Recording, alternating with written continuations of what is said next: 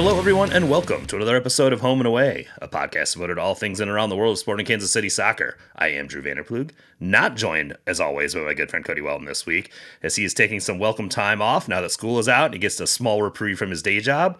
So this week, I am joined by a familiar voice to many of you who remember fondly tuning into the final whistle on Sports Radio 810 on your way home from games at Children's Mercy Park. I am pleased to welcome good friend of the pod and former Senior Director of Brand for Sporting Kansas City, Chad Reynolds. Chad, welcome to the Home and Away podcast. Thanks for having me. I don't know if familiar voice, maybe. I don't know if friendly voice. Dave and Allie were always friendlier than I was on the final whistle, but I'm excited to be here. I'm excited to get to talk about this club that we love so much again.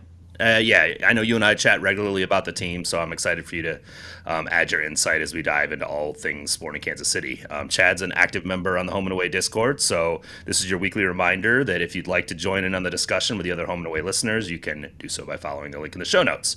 So with that discussion in mind, let's preview the topics we have on our minds this week. Sporting Kansas City were able to come away with all 3 points after another come-from-behind performance, this time in Houston, on the heels of a Dejan Joveljic brace and Santi Munoz first goal in Sporting Blue. Houston piled on quite a bit of pressure in this one, but Sporting were able to survive the onslaught and come away with a 3-1 victory. There were a number of positive performances, including goalkeeper John Pulskamp continuing to improve and play with confidence, Jacob Bartlett having one of his better performances in recent weeks, and of course Joveljic being clinical in front of the net. Unfortunately, it wasn't all positive, as Sporting really struggled in the opening minutes of this match, requiring 2 really nice saves from Pulskamp to keep Houston off the board until Sebastian Kowalcyk's banger put Sporting behind early, a trend that is becoming worryingly familiar. Interim coach Kerry Zavagnin was able to make some adjustments both in the first half hydration break and at halftime that allowed Sporting to mitigate Houston's attack while they looked to create and finish chances of their own. There remain some questions about whether Sporting KC create the volume of chances necessary to maintain this level of success, and whether there need to be more structures in place to help them to do so. Finally, we'll talk about the Seattle Sounders players protesting the amount of Club World Cup bonus they get, the Fire finally potentially getting a stadium that doesn't suck, the Kansas City Current invading the women's national team roster, and a couple other potpourri topics before we preview Sporting Kansas City's trip to LAFC this weekend to take on a team that recently punched their own ticket into said Club World Cup last weekend. So, Chad, first, let's chat about the game in Houston. It's probably best to start with the lineup, which was largely unchanged from who started the second half of the New England game. You know, Zavagnin made 3 subs at halftime of that New England game, and save for Robbie Volader, who is obviously out with a broken clavicle, Joaquin Fernandez is in for him. What did you think about the choices Zavagnin made? And also, were you surprised at all to see Eric Tommy inserted into the starting lineup over Shoppy? Well, I'll start with the second question first. I think the answer right now is no. I think that this team has shown better results, maybe not better analytical numbers, but better results with Eric Tommy on the field than Shoppy Suleimanov, and I think that plays into that. So, part of me says there wasn't much of a choice on the lineup this weekend. Given the injuries that you've got, given that Basong's about to leave to go to Canada, you've got Radoya and Jake Davis out hurt, Danny Rosero on the injured list again. Volader on the list that we think 6 weeks? It sounds like 6 to 8. That's what the report is, about 6 to 8 weeks. Yep. It's a clavicle. You never know. It's one of those weird injuries, right? So knowing all of those things, the only other option was Ian James at center back. And I know you and I are both big fans of Ian James, but we're probably not big enough fans of Ian James yet to want him on the road in Houston in this matchup. So, I mean, in a weird way, I don't think there were many other choices. But that said, I also think it's the best lineup that you could have thrown out there.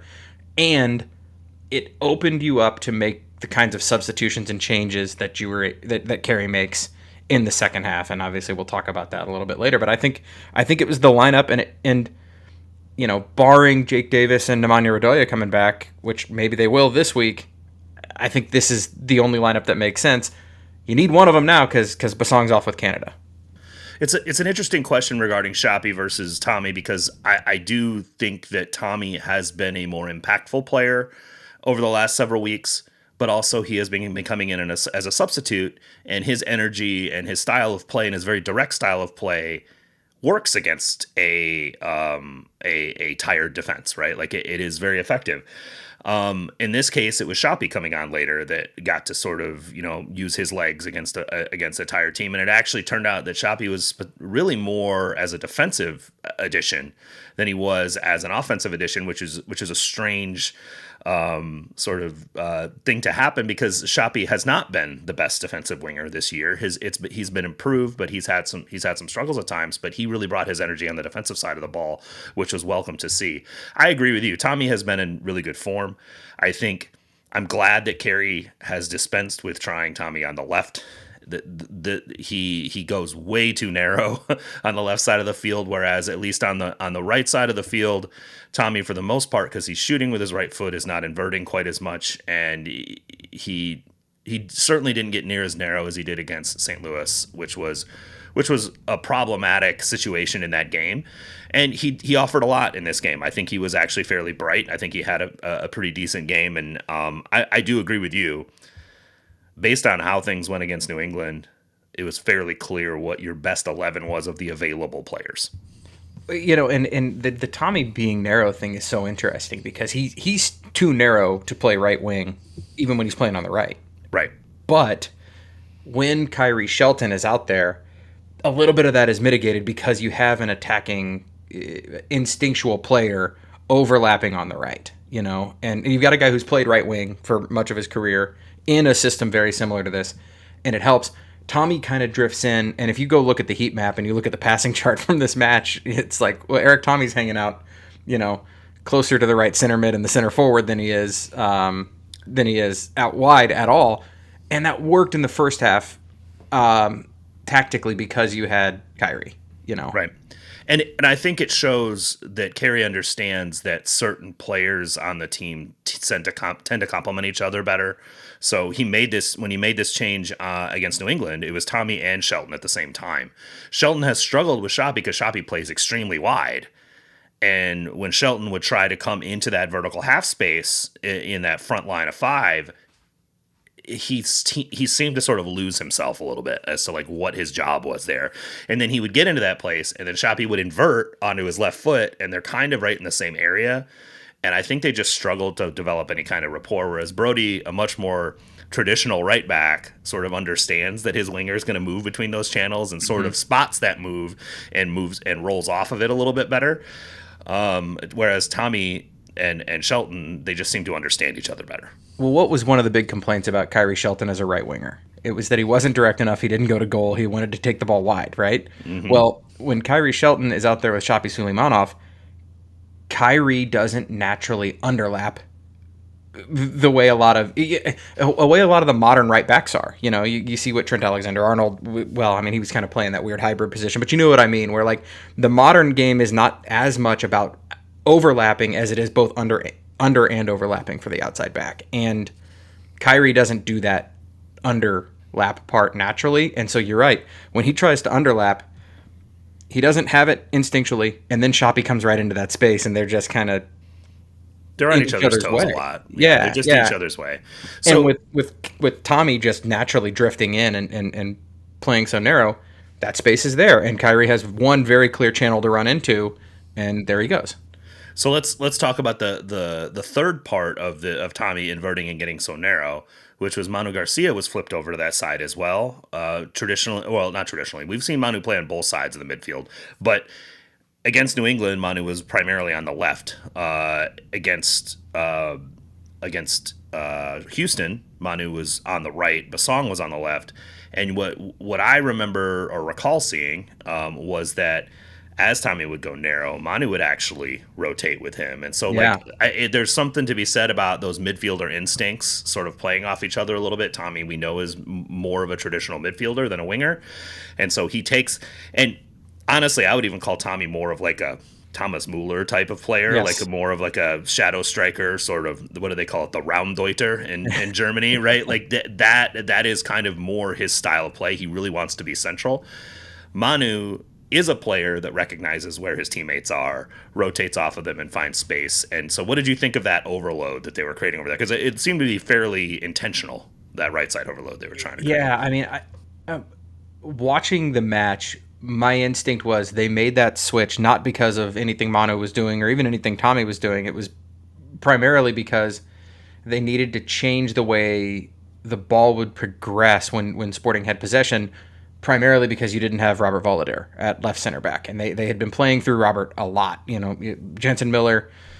Should I call him Jansen since I'm Cody today? Is that the rule? That would be your job today, is to call him Jansen for sure. So Jansen, I'm not going to be able to do that the whole time. I can't. I don't have it in me. I will forget. But Jansen plays a lot of long balls.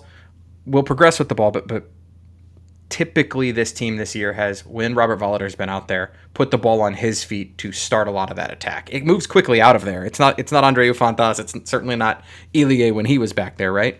But the ball has come from that left center back spot when Volader is out there. He is a good passer of the ball, and he's good. He's comfortable with the ball at his feet. He's press proven a little bit, more than a lot of guys. So, and I think you and I were texting during the game. Fernandez was a press trigger, right? So all of these things going in. So I think some of that switch was due primarily to that. But what it ended up doing, whether it was intentional or not, was, to your point, creating a really interesting set of problems for Houston defensively with Eric Tommy and Manu Garcia, oftentimes occupying the same space but doing it in a productive way and interchanging well. Right. Yeah, I agree. I think that makes sense, right? Like Fernandez is. We're gonna get to his performance here in a little bit, but yeah, it was not ideal, and it's kind of crazy that we're in a place now. You could never have told me at the beginning of this season that we'd be bemoaning the fact that Robbie Volader is out for 6 to 8 weeks and going, man, where's our left center back? Well, these were guys 3 and 4, maybe on the depth chart going into the season, and Miller was definitely 4 in everybody's mind, right? Right. Yeah. I mean, James being 5, 100%. Yeah. Like, and you made the point about Ian James earlier. I love Ian James too, and I think he's going to be a really good player at some point. He just graduated his junior year of high school. Yeah, he's a senior. He just finished his junior year of high school. Congratulations, you're allowed to park in the senior parking lot. Yeah, correct. He's barely old enough to have a driver's license. Yeah. So I think that we have a whole lot of hope for Ian James in the future, but realistically, throwing him in this game was probably not a good call. And you also have to, with Joaquin, get a good look at him for a run of games. He's on an option year, right? Like, do you keep this guy around or not?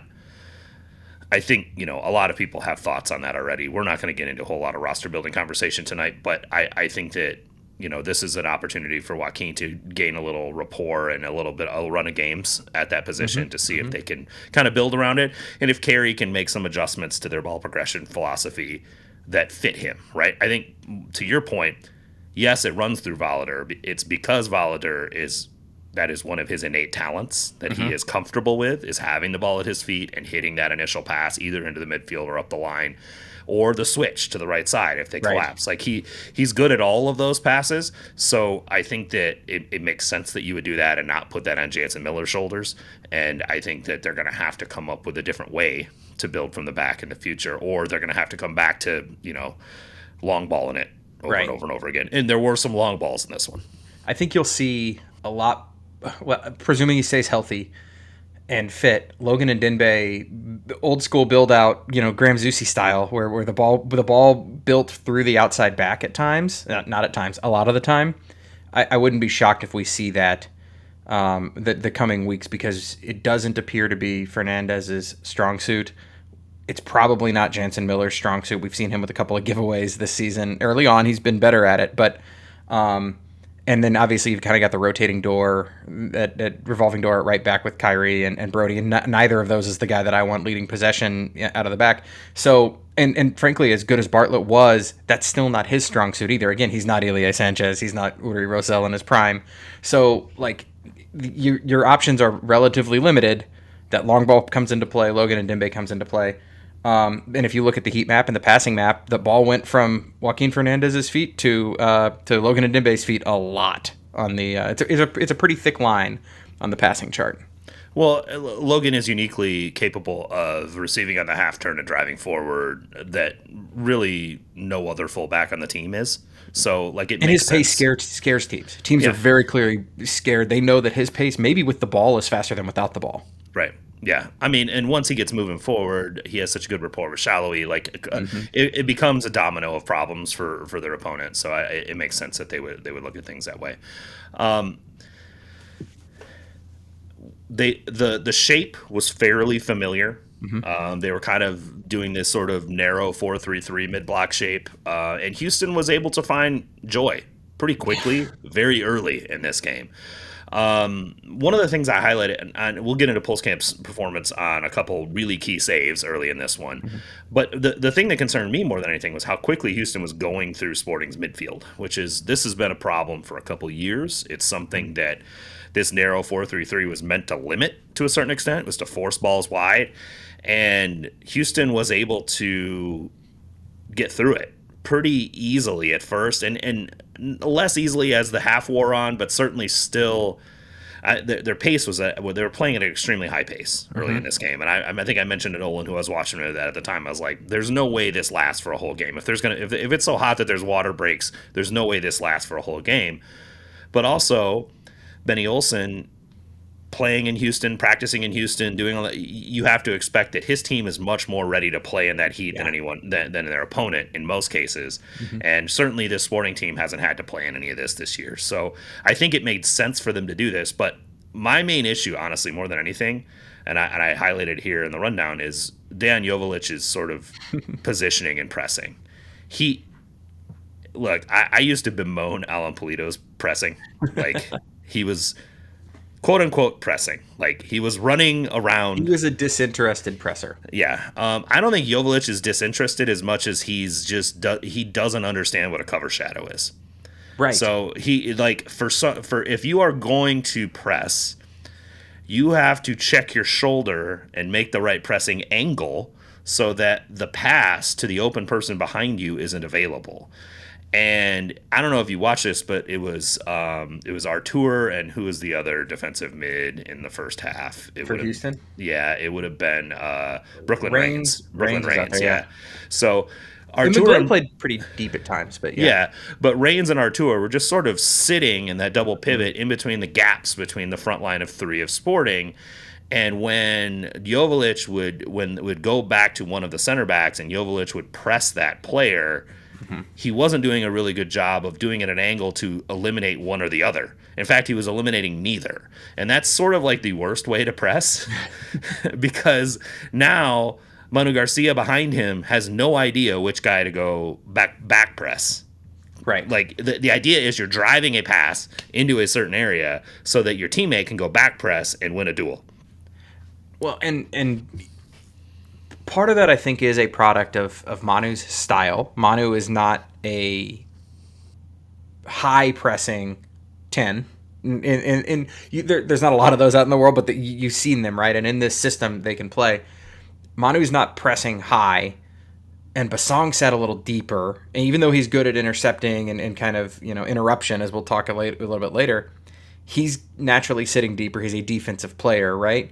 So there was this space that was literally left to one man to cover. And as you said, Decky's not the best with his cover shadow. You don't see him check his shoulder very often. There's really two main types of pressers, and I'm overgeneralizing, right? But there's two main types of pressers. There's guys who are so good positionally aware that their cover shadows are perfect and they cut out passing lanes and they know where the defense wants to go with the ball, or I guess the offense in that case wants to go with the ball, and they take away the primary option, right? The easy option, the best option.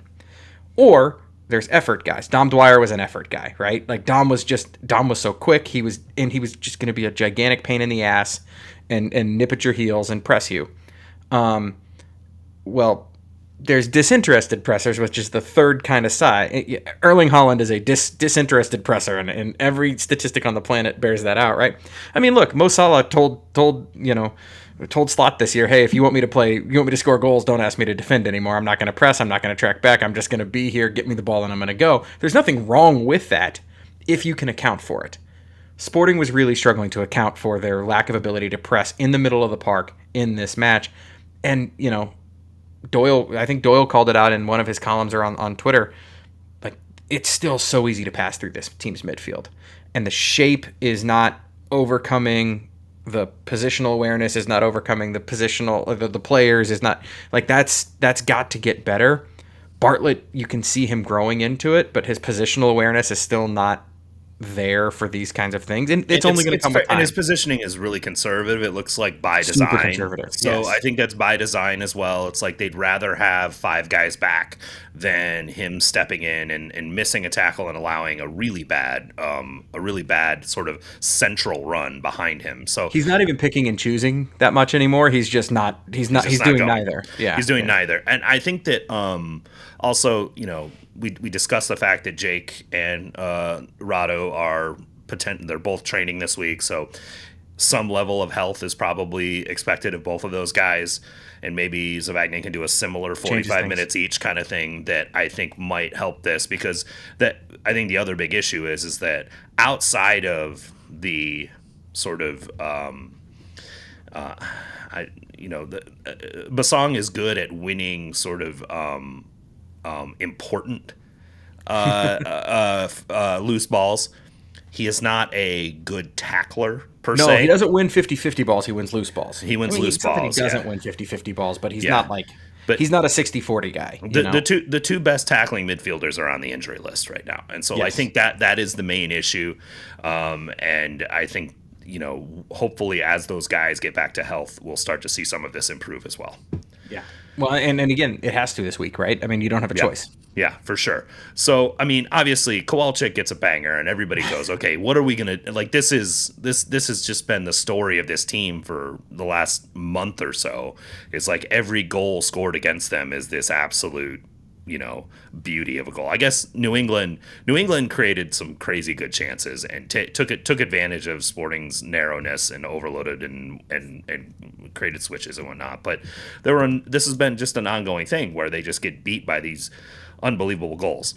What did Sperry tweeted it out that the XG on that goal was .04 or something like that on that shot? It probably was, but in deference to that, I will also, or not in deference, but saying that, I will also say that the XG on the 2 shots that Pulskamp saved was like a combined almost 1. Right, so, right. I mean, it wasn't like Houston didn't deserve a goal at this point. Right, it just sucks that the one that went in the net was that one, right? Yeah, and it just reminds you of the fact that they've had a lot of those go against them. .04 XG, yeah. I mean, it's a hit and pray, and he prayed and it went in, and it's a good hit. It's Chico Conceição hit one just as probably even nicer in the again for Portugal against Germany today. So I didn't get to see that. Yeah. It was unbelievable. Like it was hit a lot harder, like much harder, and it was just like no chance Ter Stegen was getting to it. And there's space, and he hits it well. He bends it. It does everything. There's nothing There's nothing any goalkeeper can do on a goal like that. Right, exactly. Other than get your own DP striker to get goal of the week instead of him and hit the old sort of scissor kick goal. Right. It's sort of pseudo scissor kick goal. I think his comment after the game was like, sometimes you just close your eyes and bike it and hope it goes in. Yeah. John Kempen on the radio call called it a rock, paper, scissor kick. I thought that was that's nice. I like that. I like that. I'm glad to see him putting chances away again. I think it was a little bumpy. We weren't really sure if we were going to get the production out of him that you were sort of expecting out of a DP striker. And here he is on 9 goals through 16 games, and he didn't even play one of them because he was he was still like unsure if he didn't travel because they weren't sure if his wife was going to have the baby. And then I think the whole timeline was New England. He scores one of the goals there. The baby was born like hours later, right? He went like straight from the locker room to the hospital, and his daughter was born, and then he travels to Houston this weekend and gets a brace. So pretty nice 8-day window there for Dejan Joveljic. Yeah, and wins goal of the week. He wins goal of the week, exactly. So suck it, Kowalczyk.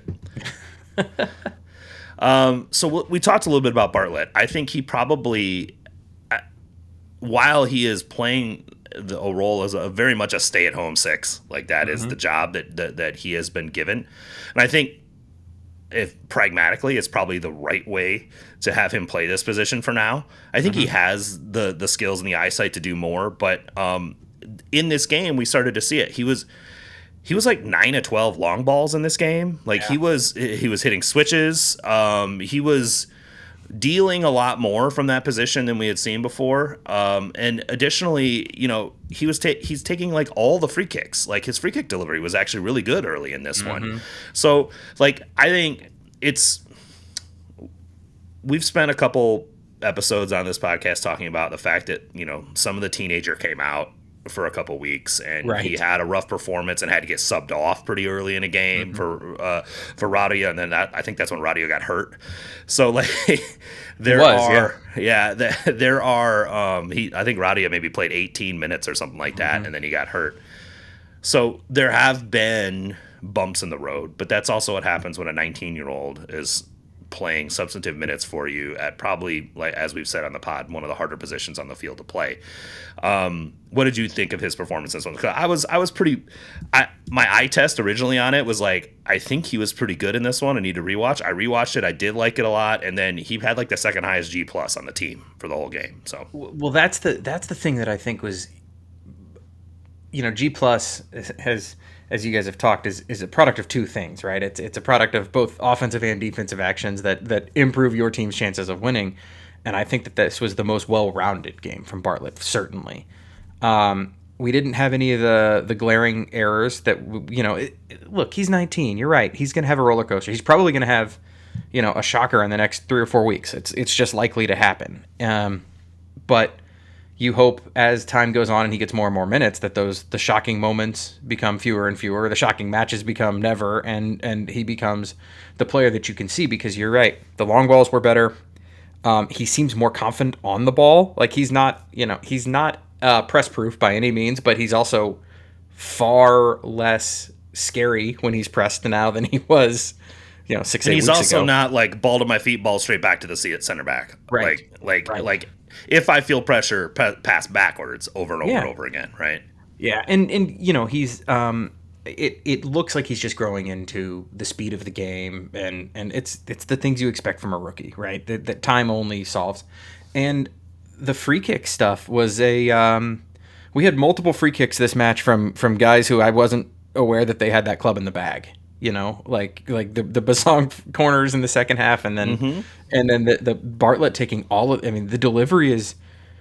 It's also not just that looped soft free corner or free it's kick. Flat and hard. Yeah, which is really tough on a defense and a goalkeeper to react to, especially over and over and over again. And it wasn't like they were trying the same thing over and over again. They were varying the deliveries, and I'd have to go watch and look at the hand signals and all the fun stuff there. But like, it was not the same. It wasn't same. It was very intentional. It was clear that Bartlett, like, they think that that's a skill that he brings. And you got to respect that they're letting a 19-year-old kid go and take those moments.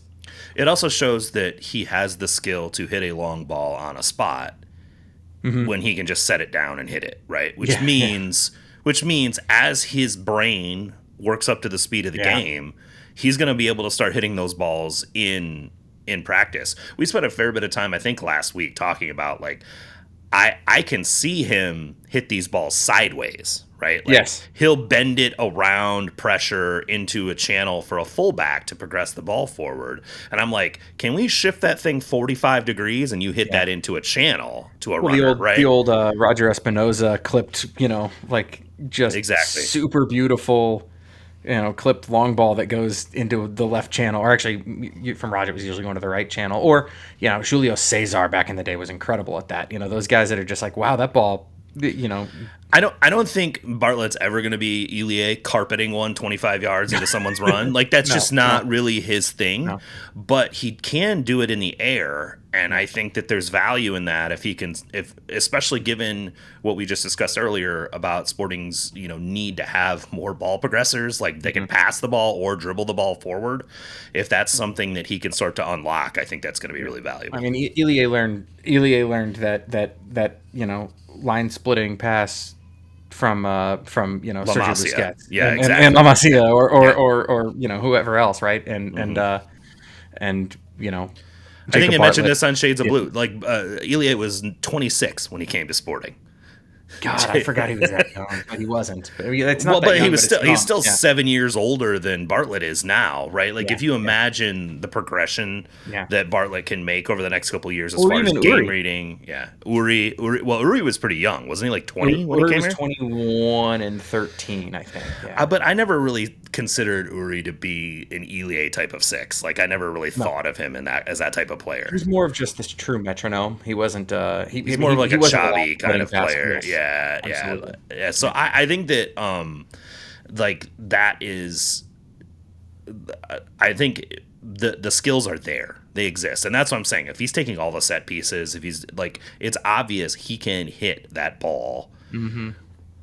As he becomes more and more familiar with the speed of the game and reading angles and reading space and predicting space, like that's the big part of like what unlocks for players as they play more pro minutes is predicting where spaces are, predicting where runs will end that is in a space. He'll start hitting those balls in play, I think, a little bit more. And he hit a number of them in this match. So it was good to see. I don't think that I'm all of a sudden going to expect him to be spraying it all over the field against LAFC. No.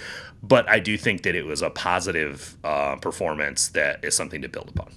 Agreed. And you know, again, he's probably going to have a shocker coming up. It's okay. That's going to happen. And even shocker might be even putting it's just like he's going to make some mistakes that are negative. He's going to make some negative mistakes that his teammates have to cover for. Mm-hmm. That is what a team of soccer players does. Wow. Big if true. All right, let's move on to John Pulskamp. I know you'll be happy to discuss this topic because obviously goalkeeping is near and dear to your heart. Mm-hmm. I asked you before we recorded the pod to take a look at both of these early saves because I think that it goes back to a conversation that you and I had in the past, specifically related to Tim Melia. It was like I think it was right around when Melia retired officially. Yeah. And they put out like the 13 minutes of Melia saves. And you and I were like texting each other while watching it, just marveling over his footwork and his ability to read crosses as they come into the box, set himself, prepare himself, and like be ready to make the save. And I thought that was on display for Pulskamp in both of these. I'm not considering his footwork at the level of Melia's by any means, but it was an area of concern I know that you had about how he moved in the box and how he prepared himself and how he anticipated where shots were coming from. We always know he's a good reaction save guy. Like we know that his shot stopping in the moment from a reaction is very good. But both of these saves were like you have to read the cross, read the player, see where what header is coming from, and be prepared for it. And so I want to get you kind of your thoughts on what you saw there because I thought it was a significant improvement of what we've seen from him in the past. I mean, it's clear growth that you could look at highlights and say, this is what he's doing now versus what he used to do. And it reminds me a little bit, you know, they've been talking about this a lot this week with Jack Caglione getting called up. This isn't a Royals pod, but Jack Caglione getting called up and the difference between AAA and AA and the majors, right? Well, AA, everybody's got great stuff, but they don't know how to pitch yet.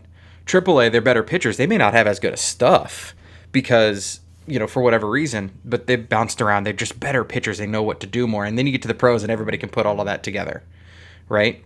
So what you're seeing, I hope, with Pulskamp right now is those extra minutes at this level starting to pay fruit because as much as you try, there's no way you can replicate the game speed, the bodies in the area, everything going on that you get with the cross in training, you know? And this has been, and still is, one of the book on Pulskamp is that he's not super confident in the air, that you can challenge him in the air, he's not going to come out for everything, etc., right? But if you can take his shot-stopping ability, which is a plus, everybody considers it a plus, and add crosses and headers to that, that's a thing he didn't seem to have last season for sure. And it does come down to your point, to footwork and anticipation. And if you go back and watch that Tim Melia highlight video, you know, you watch him, the ball comes in on a cross, and Tim Melia reads where the cross is going and then looks where the ball's going to land or where the attacking player is. He's not ball watching, literally. He's not ball watching. And the most famous example is the playoff game against San Jose where Wando, you know, is on the 6. He's on the doorstep and has a chance to win the game, I think, right? Because that's the game that we won in penalties. Yeah. Has a chance to win the game in the 90th minute. He's the all-time leading goal scorer in the league's history. And Tim Melia stones him, not once, but twice, because The cross comes in, he gets his eyes around, he gets his hips around, he gets his feet set, and he makes the save because he's reading the shot, not reading the cross. He's not behind even the play. dapped him up after that. Like, Yeah, that was right. because he was like, that's a really good save. And if you go and watch both of these saves in the first half, as you had me do, John Pulskamp gets his hips around, he gets his eyes around, he's reading the header, he's not trying to follow the cross. And he used to just be so concerned with the cross that he wouldn't be ready for the shot, if you will. I mean, that's the only way to put it, right? The key is getting your hips around it, and that's the hips even before footwork in this case, because your hips will lead your feet, and then you get set and make the save. And John does that, and again, that's something that I don't think he was doing consistently before this. And it's a confidence thing, right? Mm-hmm. It's time and it's minutes and it's confidence, and if he can have that in his bag, it adds more to John Pulskamp's game, especially where we know teams think that might be a minus on his report card. Well, and it was clear that Houston was intent on crossing a lot. Oh right? My gosh, yeah. And part of it is because they have Griffin Dorsey, and he's very good at it. Right? I was going to say Dorsey's. If you look at Dorsey's heat map and Dorsey's positioning, he's like the second or highest guy up the field for Houston. He's a huge part of their offense. We talked about it in the preview last week. Like, he was going to be a problem for this team, and his service is good. He gets involved in the attack. He's like a fourth runner in the box in a lot of circumstances. Like, he's just and they were looking to use him very regularly. And yeah, I agree with everything that you had to say. I don't have anything to add to that. The only thing I will add is that in comparison to those saves that we talked about from Melia, one of the issues that I always had with Pulskamp is because of his size and because of his body structure is the best way of describing it. He looks a little awkward at times, right? He doesn't like Tim was one of those guys that was just so like low center of gravity, chest over his knees kind of guy all the time. And I always struggle with that with Pulskamp because he's sort of lanky and a little like he looks a little like a baby deer at times and with his limbs going everywhere. And part of it is so did Edwin van der Sar. Yeah, it's not that I'm comparing them, true. But part of it too is and this is a positive for him. His wingspan is insane. Yeah. So like that's part of why he's able to get to some of the saves he's able to, but he or get as big as he needs to when he goes down in front of a shooter. Like, there's a variety of values to it.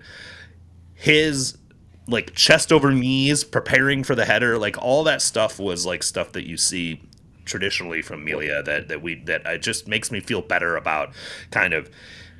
I think he knows these techniques. Like, I don't think John just learned this technique today. No. I think the part that you hit on is that he's anticipating the play, which enables him to get set, get his technique right, get into the place where when the ball is hit, he's able to make that save effectively. Right. And you're right. Body type is such an underrated thing in goalkeeping. I mean, Tim Melia and Tony Meola were very similar builds, right? And they played very similar because barrel-chested, like low center of gravity guys. Yeah.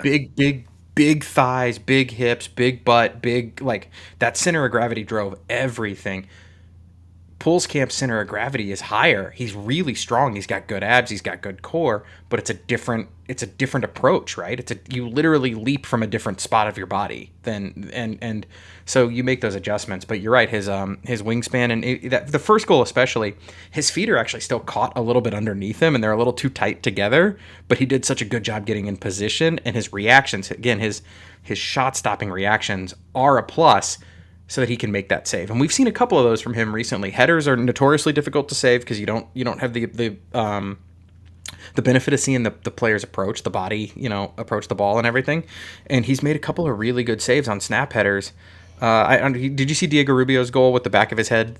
Was it last week? This week? I didn't see that. Rubio scored a goal for Austin with literally just the back of his head, and like he's just it's a classic. I'm just going to throw my head at the ball and hope it goes in goal, and like. There's nothing you can do if that ball's hit to the right spot other than hope you are in the right spot. And Pulskamp has done a much better job about putting himself in the right spot because he's anticipating better. Right. Yeah. Give yourself the highest percentage chance of making the save. Bingo. Right.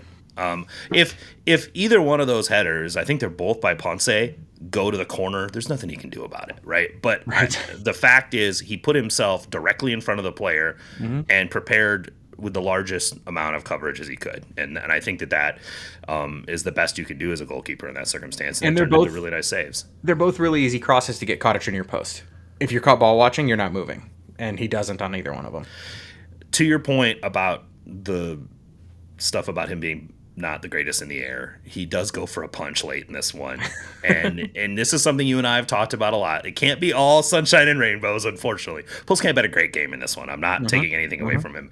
But there was a point where he goes for a punch, and I don't know if he doesn't call Miller off. I don't know what happens here, but this is something he still needs to improve upon, is his command of the back line when he's going to make those kinds of plays. It almost feels like he decides too late to do it, and he's not proactively calling him off. I think it's because and I said this to you when it happened. He's very loud with his direction on the field, and he's pretty clear and direct, and goalkeepers need to be. Court camp is really loud too, by the way, extremely loud. He is. And he's a lot easier to hear when you go to 2 games because there's nobody there. But right. he gives a lot of instruction. And that was something that Tim didn't do. Wasn't quite as effusive at, but John is loud and is good, I think, at direction. I wonder in those moments if that's where he does get caught in those spots of like, to your point, he makes the decision late. He doesn't, that's where he's not as clear on his own purpose yet and his own decision making. And when he makes that decision late, his only thing is, oh, F, I got to go. And he doesn't think, oh, F, I got to go and call my guys off. You can say fuck on this podcast, Chad. It's fine. Yeah, I'm used to the radio days where that FCC violation is coming. The old George Carlin 7 dirty words, right? Yeah. But yeah, like the oh fuck moments, right? The moments where it does come down to that quick split second decision, it's really hard for your brain to run through the 3 steps of that process, right? I got to go, I got to tell my guys, and then I got to make the play all at once. And that's another thing I think with more minutes gets better. Yes. because he has seen enough of those circumstances where he can recognize it's happening as soon as it starts happening. And I think more minutes with the players, with Miller specifically, or with the players he's playing with, he'll learn to, as soon as that ball's hit, go mine, right? Andreu Fontas knew Tim Melia was coming for that cross. That specific cross we watched, Andreu Fontas knew Tim Melia was coming for it. Matt Beasley knew, Iko Para knew, et cetera, right? Yeah. And I think that's again, it comes with time for both of them and confidence. But that that is the one thing I think that he is that Pulskamp is brimming with confidence right now. And confidence for goalkeepers is like confidence for wide receivers. It's like confidence for goal scorers. It's everything comes from that. And because aggression comes from it, because taking chances that you otherwise wouldn't take, being willing to take chances, not bad chances, not gambling, but taking chances. And you see that right now with Pulskamp. 100%. And he should be confident. Yeah. I think it was ever since his birthday game that was that the assist? Yeah, that was when he had the assist. He's been flowing since then, which is good to see. Another positive from this game, and we've been talking about this for several weeks on the podcast, is Kerry's in-game adjustments. Something, and I think Cody alluded to this, or at least sort of discussed it in a more clear manner, was that we had become so used to not seeing significant adjustments in match that I think we had sort of been Stockholm syndrome into believing they couldn't happen in a match. And now we're getting the point with Kerry where we just expect them. We just sort of expect those changes. For 2 years on this podcast, we used to be like, well, why didn't they do this? Why didn't they change, right? Like, why were we so late to make a change?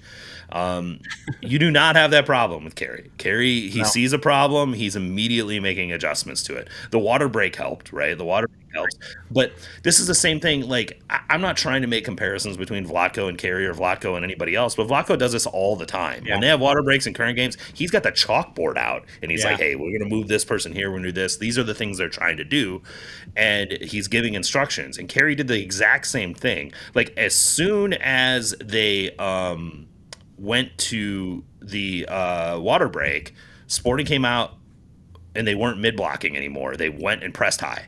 They immediately started pressing and moving their line of confrontation much higher, so that Houston couldn't pick apart their mid-block shape the way they had been doing. So he's like, hey, look, this isn't working. Let's move our press higher. Let's create more problems for them in their build-out phase. Let's not allow them to get into these overlaps and like kind of through balls and things that they're doing. Additionally, when they came out of halftime,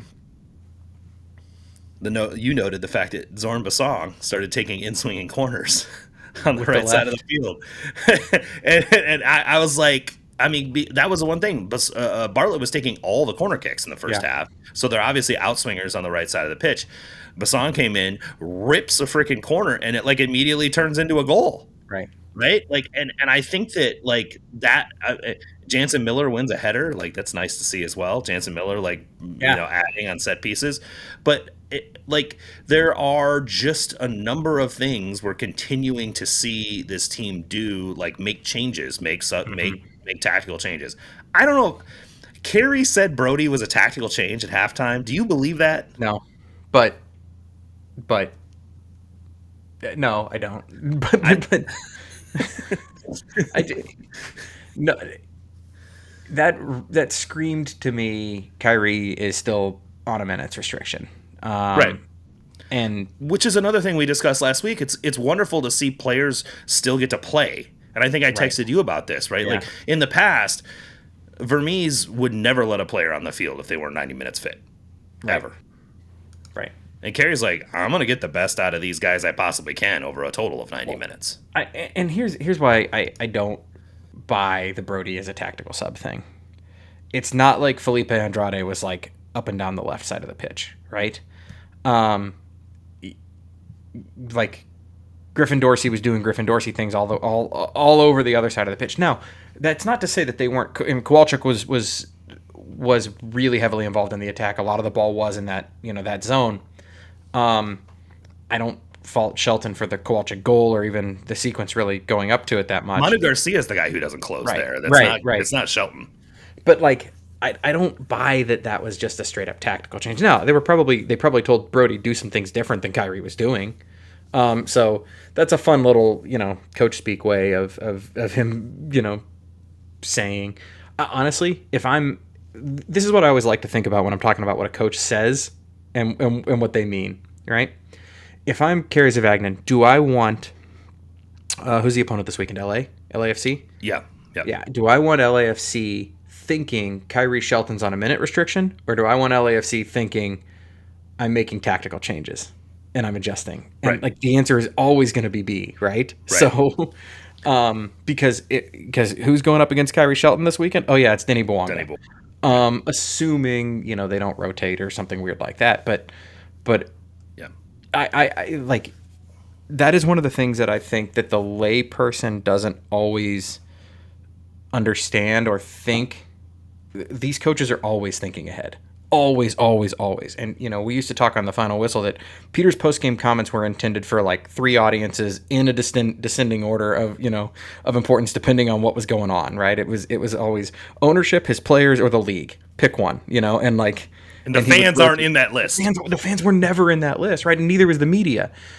I think Kerry's doing a little bit of that. And the league, by the way, means when he's pissed at the league, it's the league. When the league also means every other team who is paying attention to what gets said. So right. I take that as, maybe they changed what they were doing tactically with Brody versus Kyrie. Naturally, you're going to change those two. They're not the same player. But I don't buy that it was a straight up tactical change. I think Kyrie is still working his way back. It's a soft tissue injury. It's a hamstring. You take all the chance, or you take all you take none of the chances with those injuries. Well, and they don't. They just have nobody else who can play right back. So Right, there's no point in overextending either of those guys right now. Right. I think Brody is probably healthier than Kyrie is, I agree. but Kyrie is a better option in most cases for the team at right back, and I think that it was just a how long do I feel like, especially when it's 95% heat or 95 Right. degree index, like how And it's a 1-1 game. If that's Right. a 1-0 game, if you're down, I don't know that you make that sub. But if it's because it's a 1-1 game, you've got to say, okay, we're going to put on Brody. He's a more natural right back. He's more defensive. We can maybe get out of here with the draw. There's that thinking. Knowing again, Kyrie Shelton has, I'll say it, he's pocketed Denny Bouanga a couple of times, and that's coming this weekend. he did all of the U.S. Open Cup final. Right. Like Bouanga did literally nothing in that game. He's the right outside back to mark a Denny Bouanga. 100%. He's the right style of back. Yeah, for sure. Well, he gives that type of player trouble because of his Right. size, because of his Pace. speed. Obviously, he's obviously able to run with a player like that, but he's also physical enough that Bouanga can't. Like, he could just shoulder him. Like, Bouanga will try to make a run, he'll just give him the shoulder. Most fullbacks in MLS can't do that to Denny Bouanga. I mean, most fullbacks for Club America can't do that. We just saw that last Yeah, year this week. we saw it against. Yeah, for sure. I once again, Kerry used all 5 subs. I think I put this in the Discord. In his 10 games, he's not used 5 subs twice, and he used 4 subs in those games. So he's used all but 2 of his available subs in 10 games, and has used every one of his sub windows. That's huge. And it's just like, it's so refreshing, Chad. I'm sorry. It's so refreshing. Like, I understand at a certain level, old habits die hard when it comes to substitutions and how you look at it. And this is not going to become a Peter Vermees bashing exercise. I don't want it to be that. But Kerry is taking a much more modern approach to using substitutions. And I'm not sure Peter ever really evolved to the post-COVID sub rule. And it is something that Kerry is wholeheartedly taking maximum advantage of. This is the part of the show where we get callers asking why Peter didn't use all of his subs, right? Because I'm so used to that. Yeah, no, it is.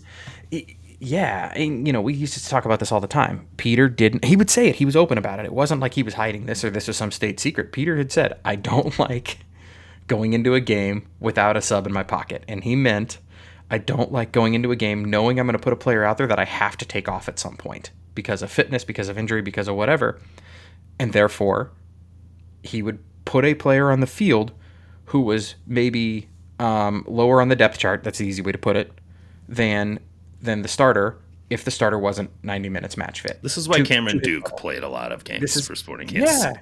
Yes, that's a great example. And played a lot of games at a lot of positions for that matter, because you are willing to put a dude who can run for 90 minutes and be a jack of all trades out there. Peter was, right? And Kerry very clearly, Shapi Suleimanov and Tim Leibold were both over at midfield getting ready in like the 55th minute. Everybody knew those two guys were going on at the 60th minute, or as close to 60 as they could. Which is literally what you see from every other soccer team on earth. Around the hour mark, they make changes. Right.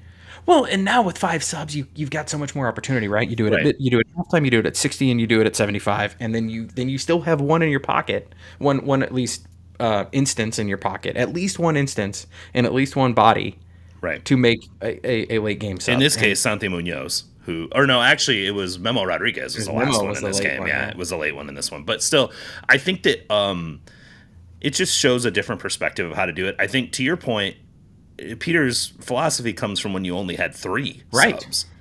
When you only had 3 substitutions, I understand why you protect them. It's like, but old habits die hard. My precious subs. But old habits die hard, and I think you're right. I think even when he would use the 5 subs, he still didn't want to. He just wasn't. He wasn't convinced in the pre-planned tactical sub or the pre-planned fitness sub, or because it wasn't the way he had, he had played, he had learned, he had done anything. And we know this about Peter. He is one of those guys who it's like, your leg falls off before you come off the field, right? Well, he never came off. He never came off. Ever. Even as a striker, he didn't come off. He's told this story to Soren before about how if he played 34 games, he would he went in and negotiated his own contract where he got a bonus if he played all 34 games, doubled his salary or whatever, and he played all 34 games that year, right? That is his mentality. When you talk about the mentality, that is his mentality. So I think that is where some of that comes from, right? Is the whole concept of taking guys off is at some level to Peter, it's a weakness. Yeah.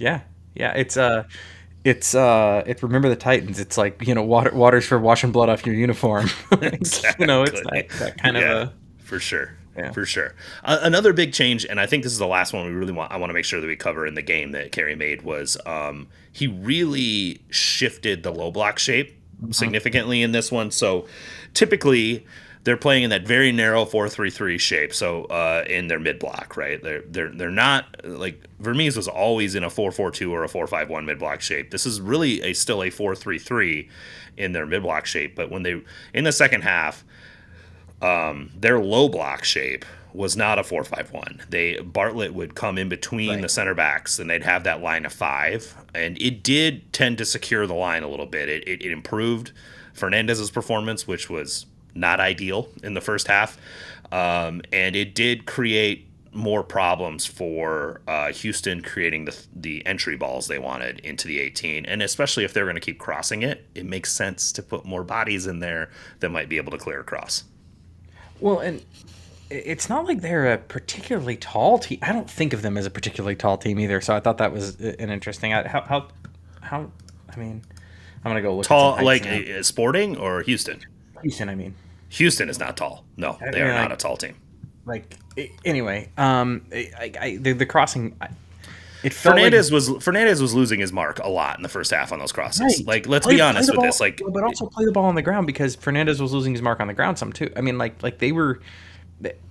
I think when Sporting dropped deeper into that low block, it took away a lot of what they were wanting to do interchanging wise, and they had a couple of moments still, but yeah, it was. I mean, look, we know Bartlett has played that position. He's played center back at the youth level. He played it in college as well. Like that helps. Is it his having big brother plays it for DC United? Like, right. Yeah, it's not an uncommon thing for the Bartlett family.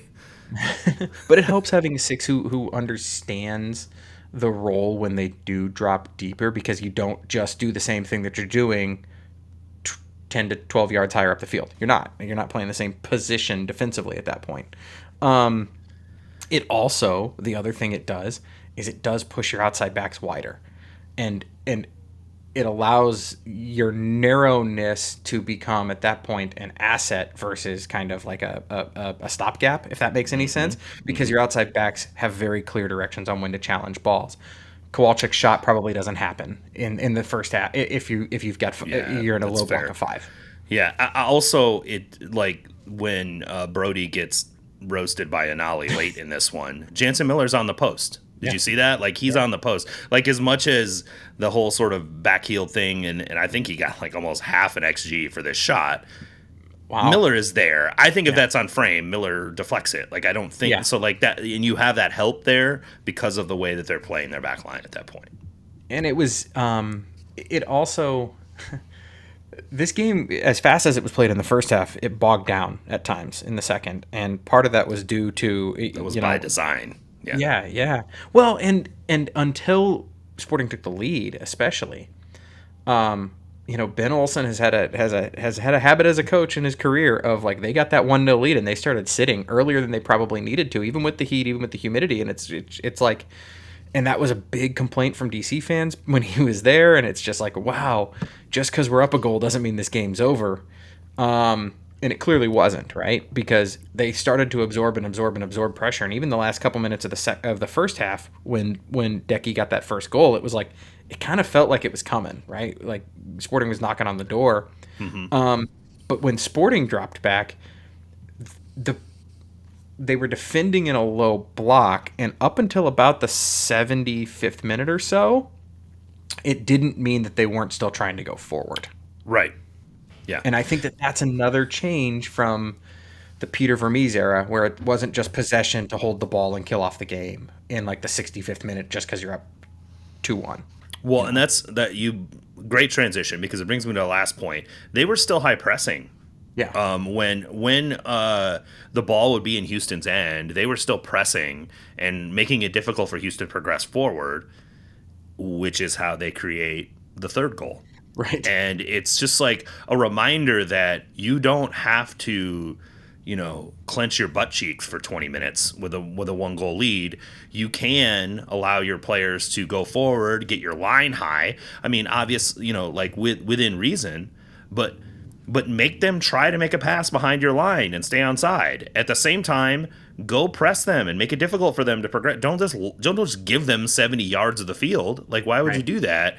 And it's the end of a really hot day in Houston. This is when mistakes are going to start happening, and sure enough, this is what happens. You get a turnover, and then Shallowy just takes his defense. I mean, the move he makes here to create this pass is absolutely. Was it Dorsey still on at that point that he did this to? I don't even remember who he did Dorsey it to. Was still back there. It would have been Dorsey. Dorsey. Was still in. I don't Yeah, remember if he was still on. if it was either Dorsey or it was Odoesu, but either way, he absolutely just ripped him. Hits Right. the entry ball to Munoz, and we got to see the quality of Munoz with a one-touch finish. It was a very nice, clean one-touch finish, and Munoz gets his first goal, and which was another surprising sub for me. I did not expect to see Joveljic come off in this one. Right. And it was Kerry saying like, "Hey, look, he's roasted." And I've seen Joveljic roasted at the end of games before, where Kerry didn't have subs. I'm actually glad that he kept one. You know, he was waiting to make this one, and Munoz made a big difference. I think Munoz also tactically was a really good choice while they were up 2-1 because he is really good at coming back to receive with pressure and then releasing the pressure. Like he's turning out of that back pressure a lot more than Joveljic does. One of the things when I scouted him on Y-Scout when we signed him, I looked at Santos was terrible, right? They were terrible in the Mekis last year.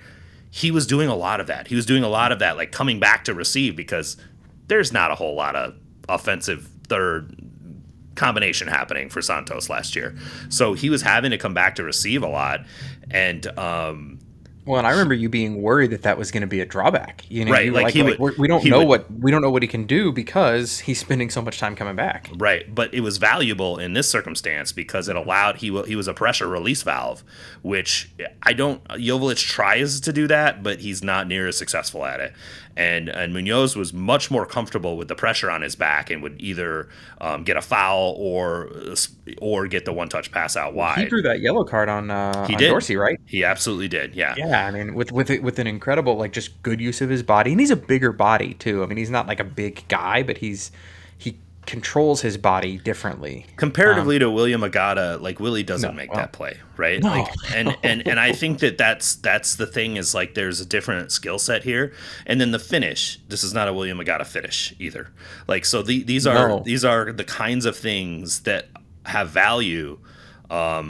And because Joveljic can't play 3,000 minutes. Willie takes a touch and tries to hammer it or something like that. Right. Oh, he would have one-touched that for sure, and it would have got blocked at that point. So, like, there was the only shot on goal was the one-touch shot that Munoz hit, and it was very clean. And you know, you love to see it, and you love to see the goal score and whatnot, but it was just also, I think, more indicative of the substitution and the game state. Like, it just fit the game state, and that's the thing that I liked about it more than anything. Well, and the other thing, you go back to that goal, too, is the sequence was really short. It comes off of a clearance by Pulskamp, one of those long balls lofted up the field. Mm-hmm. It is won by, I think it's Ortiz. It's either Ortiz or Andrade who wins the ball, but it's kind of like a one-touch emergency clearance out. And Zoran Basong is moving and other guys aren't, and he wins the header. It's a classic second ball. Win the second ball. This is why Zoran's on the field, let's be honest. Like, that's why he's there. And he wins the header, and he just plays it into the space. And if you watch the replay, Griffin Dorsey and Daniel Shallowy are close enough that when Shallowy realizes Basong is heading the ball, he sticks his arm out to find the space between him and Dorsey, and then Daniel goes for the ball, and Griffin Dorsey jogs. Griffin Dorsey doesn't challenge. I just watched the highlight again. It's not Dorsey, it's Owodesu who is challenging, who, by the way, probably had the better line and the better angle, but Daniel outworks him. Mm-hmm. And that's where that goal comes. And then... Well, in the cutback, where he just sort of freezes him at that point. Yeah, and but... Waiting on the overcommit. But Dorsey then doesn't get back on Munoz either. I mean Munoz But Dorsey's probably smoked at this point because Dorsey's been so active in the attack. Right. So, like, that's the thing about the Dynamo. He's jogging head down. Yeah, I mean, he's probably out of gas at that point. He sees the cutback and says, oh, shit, and then he tries to get there with 3 big strides, and it's over. By then, the ball's already on Munoz's feet. Yeah, and that's 3-1, and that's the game. So it shows just... But that is not the type of sequence we'd see at the end of a 1-goal lead on the road in the past. No, never. No, I mean, I can't tell you how many times I watched this team go on the road and try to hold a draw or try to, you know, like, I mean, I will always bemoan the 0-0 draw in the 2018 playoffs at Portland, right? Where, like, there were chances in that game, and because the game was there to be taken, and you didn't do it, right? We got Blanco'd in the home game, right? But but you weren't willing to take the chances Right. and to try and see out a result in a different way. I hated those road home and away series, and I understand why they got rid of them. I really do understand why they got rid of them, because those first games generally sucked. Yeah. Teams weren't, and that's not an indictment, by the way, of Peter Vermees. That was every coach in Major League Soccer. Every coach in Major League Soccer would just set it back to nothing at home. And if they had the home leg in the first one, they were just doing absolutely nothing, trying to get no goals allowed and move to the other game, where all they had to do was score once, and they were in the driver's seat. Visiting teams were so afraid to be behind the 8 ball that they didn't want to go after it. I mean, you'd watch the New York Red Bulls, and like, this is the height of Red Bull, of like, car crash soccer, right? And the Red Bulls would go on the road in the playoffs and not play their game, so yeah. Anyway, I think, but that was, the playoffs notwithstanding, that was a common theme with this team for a long time. If Peter Vermees was still coaching this team and was about to get his 4th win in 10 games after not winning for the first 6 on the road in Houston, there is absolutely no way this team would have played that way in the last 20 minutes of the game. You're hanging on squeaky bum time for 20 minutes and hoping to win 2-1. You're not getting that third goal. You're not bringing the pressure up. You're not trying to do any of the stuff that happened in that play. And I think that's a big difference, and I think that's a positive. And I don't think this defense is good enough for them to try to do that in games. They have had performances that were extremely organized. San Diego is a good example of it, but I don't think that they can repeatedly win games or close out games in that way. And so it's really good to see a different philosophy towards that. Well, it's this simple. It's this simple. It's on Pulskamp's clearance that leaves to goal 3, right? That becomes goal 3. Zoran Basong is 10 yards deeper, 10, 15 yards further back on the field. Than he under the old regime. Under Vermees, he is nowhere near that second ball. He's not up to win the second ball, and he's also probably instructed, or at least through their pre-match instructions, isn't as likely to go attack that second ball and win a winnable ball in this case. And it's a positional thing. Like, he's in a different spot, he's in a different place, but the game state would have been different from Sporting, so that when that ball, like, that's just a clearance that you hope your 9 can get on, and somebody makes a mistake, and it happens, right? But like, it's a different approach, and it's a different style, and it is refreshing sometimes to see, because that's how you can win. That's how you can steal points on the road in this league, right? And they did steal points in this one. Let's be honest; like, they did not create the level of chances that Houston created in this game. So let's move it on to Tactical Corner and talk about that a little bit. As happy as I am for the run of results that has occurred since Kerry has taken over. Now we're 10 games in, and he's averaging 1.5 points per game, which is 100% a playoff team in MLS. Sometimes as high as the 4th seed in a conference, depending on the year.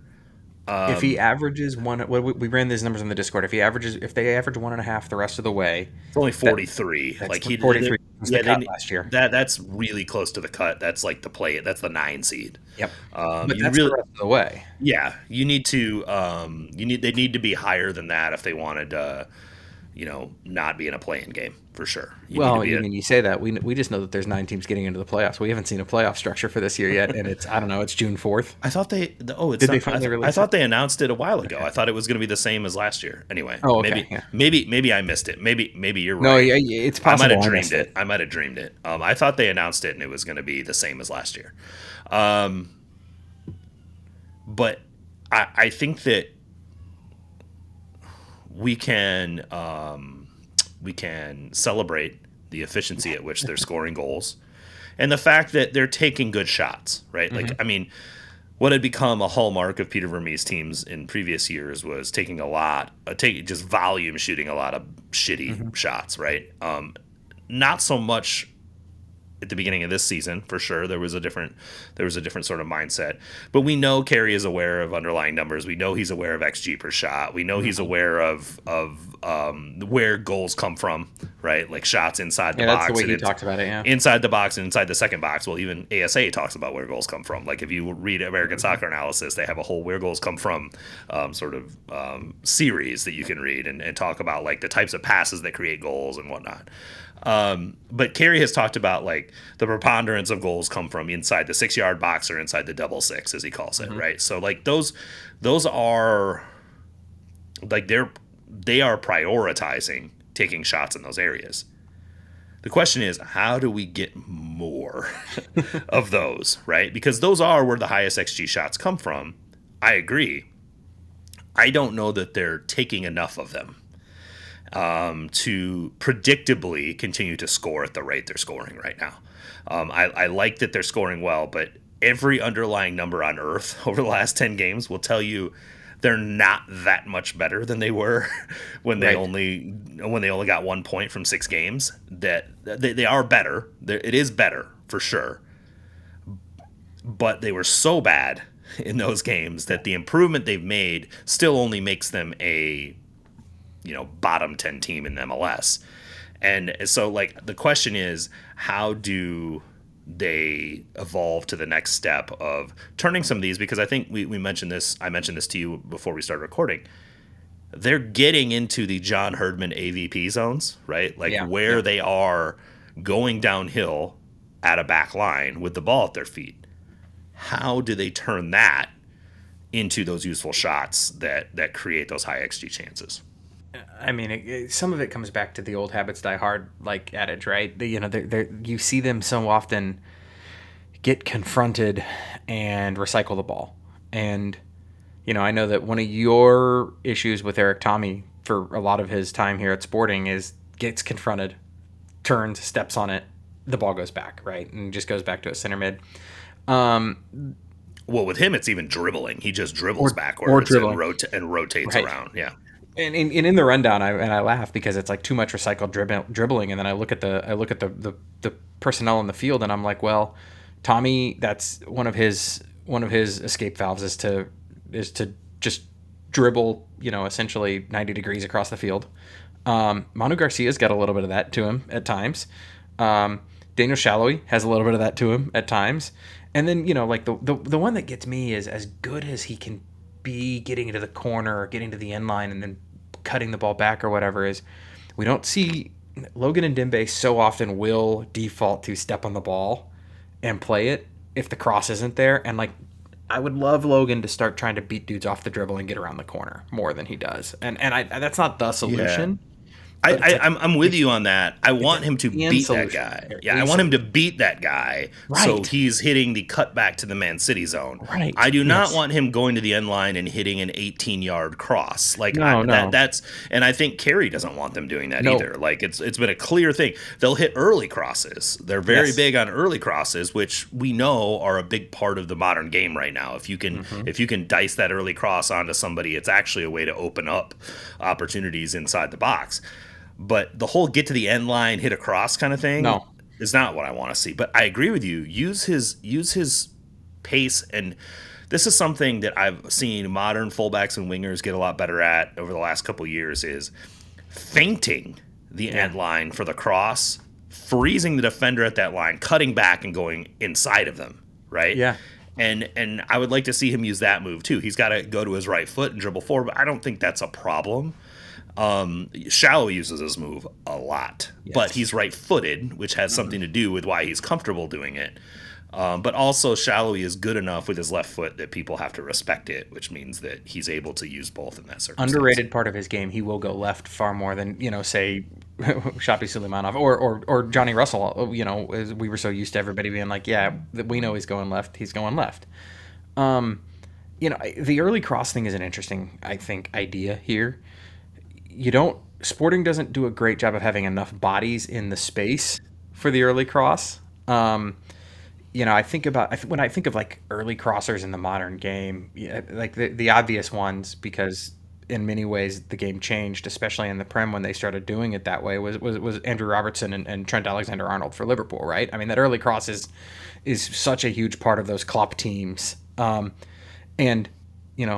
Their early crosses were going into a guy like Bobby Firmino for a long time, who wasn't the best, wasn't amazing in the air, but what he was really good at was putting his body in a spot where the second ball again becomes winnable by somebody late coming through. And Sporting's not great at the late runners, the second runners, the third or fourth runners. And this goes back to Peter Vermees. Like, Right.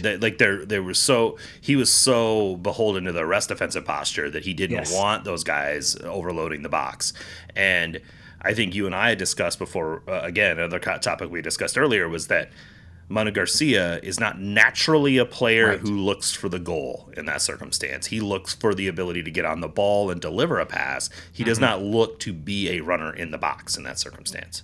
But Eric Tommy is. And I think that there's something there. You talk about him as a shadow striker. I mean, like, that's the zone that kind of a player lives in. And, by the way, that's the zone that Thomas Muller lives in, and there's, I think the early crosses is an interesting idea, and I also just think more movement in general. Like, to me, that more dynamic movement, but some of that's going to come, quite frankly, from personnel changes. It's going to come from either guys who aren't on this roster right now, or it's guys who are on the bench or on the like the IL coming back because let's face it, Zoran Basong is not an offensive threat in a lot of those zones, and teams know that, and he knows that, right? Like, well, how do you get numbers in the box when your 10 typically does not make runs into the box, and your other 8 is not useful in that circumstance, right? Even if he makes run-ins there, he's so deferential because he knows that's not really his, because he's a natural left back playing center mid.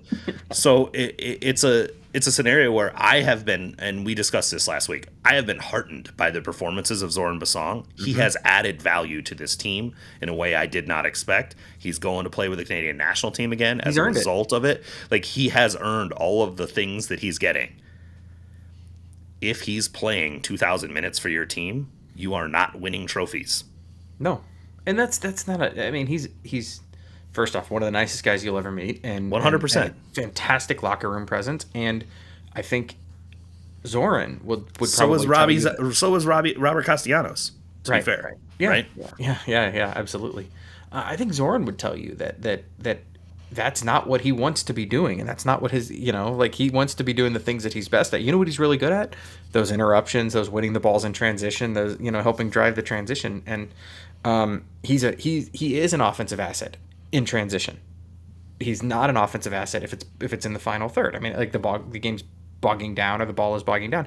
I shouldn't say he's not an asset. He's not naturally inclined to contribute. Tight space passing is just not really his thing, right? Like, and that's okay. Like, but what I'm saying is, like, also, I don't see Zoe as a guy who's crashing the far post. I don't see Zoe as, like, there's a number of things that you need if you're going to get the numbers inside the 18 for that early cross to work, or for that cutback to work. As I said to you, Manu Garcia does have 2 goals from being the guy in the Man City zone. Right, like he almost had a third. So, like, there are, he had a third that hit the crossbar that Decky knocked in. Decky's got 2 goals off of crossbar assists this year. Yeah, he does that. Yeah, he got his second in Houston. So I think there was jokes about whether or not Jansen Miller should get an assist on that play. Yeah. If Benny Feilhaber was still with the team, he'd go lobby MLS to get the secondary assist. There's Oakland Roots now getting all the secondary assists. All of them. I don't know if the USL Championship counts secondary assists or not, but there is something to that, and I do think, in fairness, Jake Davis is a guy who's more likely to make that run. He's not the win the ball on the back post in the air guy, but he is he's not tall. You know what I mean? But usually that doesn't have to be a header. No, that's true. And it's more about making the run and vacating the space. So either he's running into wide open space because everyone's collapsed to the side, or he's making the run that someone has to cover. That means that there's space for the center forward to get on the ball, right? Like, well, I mean, who's available? Tomas Muller. 6'1", scores Tomas out of that Muller zone. wants to go to his farm, man. Like the only way he's coming to MLS is if he goes to LAFC and they buy him that house. Was it that Cincinnati wanted him or somebody like that, and it's not? Yeah. And Cincinnati tried, I think, and they were like, nah, bro. There was the whole thing about the LAFC owner, like, buying him a house in Beverly Hills, or had a house in Beverly Hills he could live in while he was there. I love Thomas Muller's game, by the way. I'm a big fan. But that's a no. I think you're right, though. I think that the Jake You know what Jake also brings? The second run, the shot from zone 14, like that laser goal that he can score. You know, we saw it against Austin last year. You know, those kinds of things, which actually came off of one of those kinds of sequences. Now that I think about it, like the ball got cycled and it was just, oh, nobody's going to step. I'm just going to hit the crap out of this ball. Yeah. So, like, is your read then that this is more just a traits of the personnel problem, or is this something that Kerry can? Because I will say this: as much as I've been warmed by like the tactical changes and whatnot that Kerry makes game to game, and he's willing to adjust, and he has an idea, and he'll be like, "This isn't working. I'm going to make this adjustment," and I appreciate that. The in-game adjustments Kerry makes are far and away the biggest like positive of his coaching tenure in Kansas City. 100%. That in his eyes. I do wonder if he is like, there is a certain amount of structure that Vermes brought to the team and sort of progression models and kill patterns and things of that nature that I'm not sure are as prioritized with this team. He's got a little bit more of a man manager, like our Ancelotti kind of style, which is like, I'm going to put you guys in these roles, but I'm also going to let you be pros and do what you do, which, again, I'm not diminishing the value of. I think that this team needed a little bit of that. I needed to have the shackles taken off it a little bit, right? But also, they need something to go back and rely on when they're not able to create chances, right? And I'm concerned that those. We've discussed automatisms on the pod before, but they don't have those necessarily. So, I mean, I guess to answer your question, my read is not that it's just a personnel thing within the squad. I do think personnel helps it. I think that, and let me put that two ways. I think that Jake Davis helps it. I think that Nemanja Radoja helps it, even though he's not natural at either of those things either. I just think he's a better player. Like, I think, and he has grown more into that number 8 position in a way that I don't think any of us really expected him to. And I'm higher on Radoja than a lot of people are too, but I also think that personnel helps it if you go and get somebody else.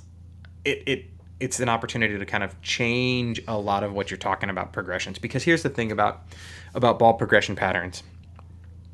They take time, right? They take time, they take drilling, because it's not just about where the ball goes, it's about where the man goes or the other. And it's there's stem routes in football, right? It's, I make this decision because the defense did this.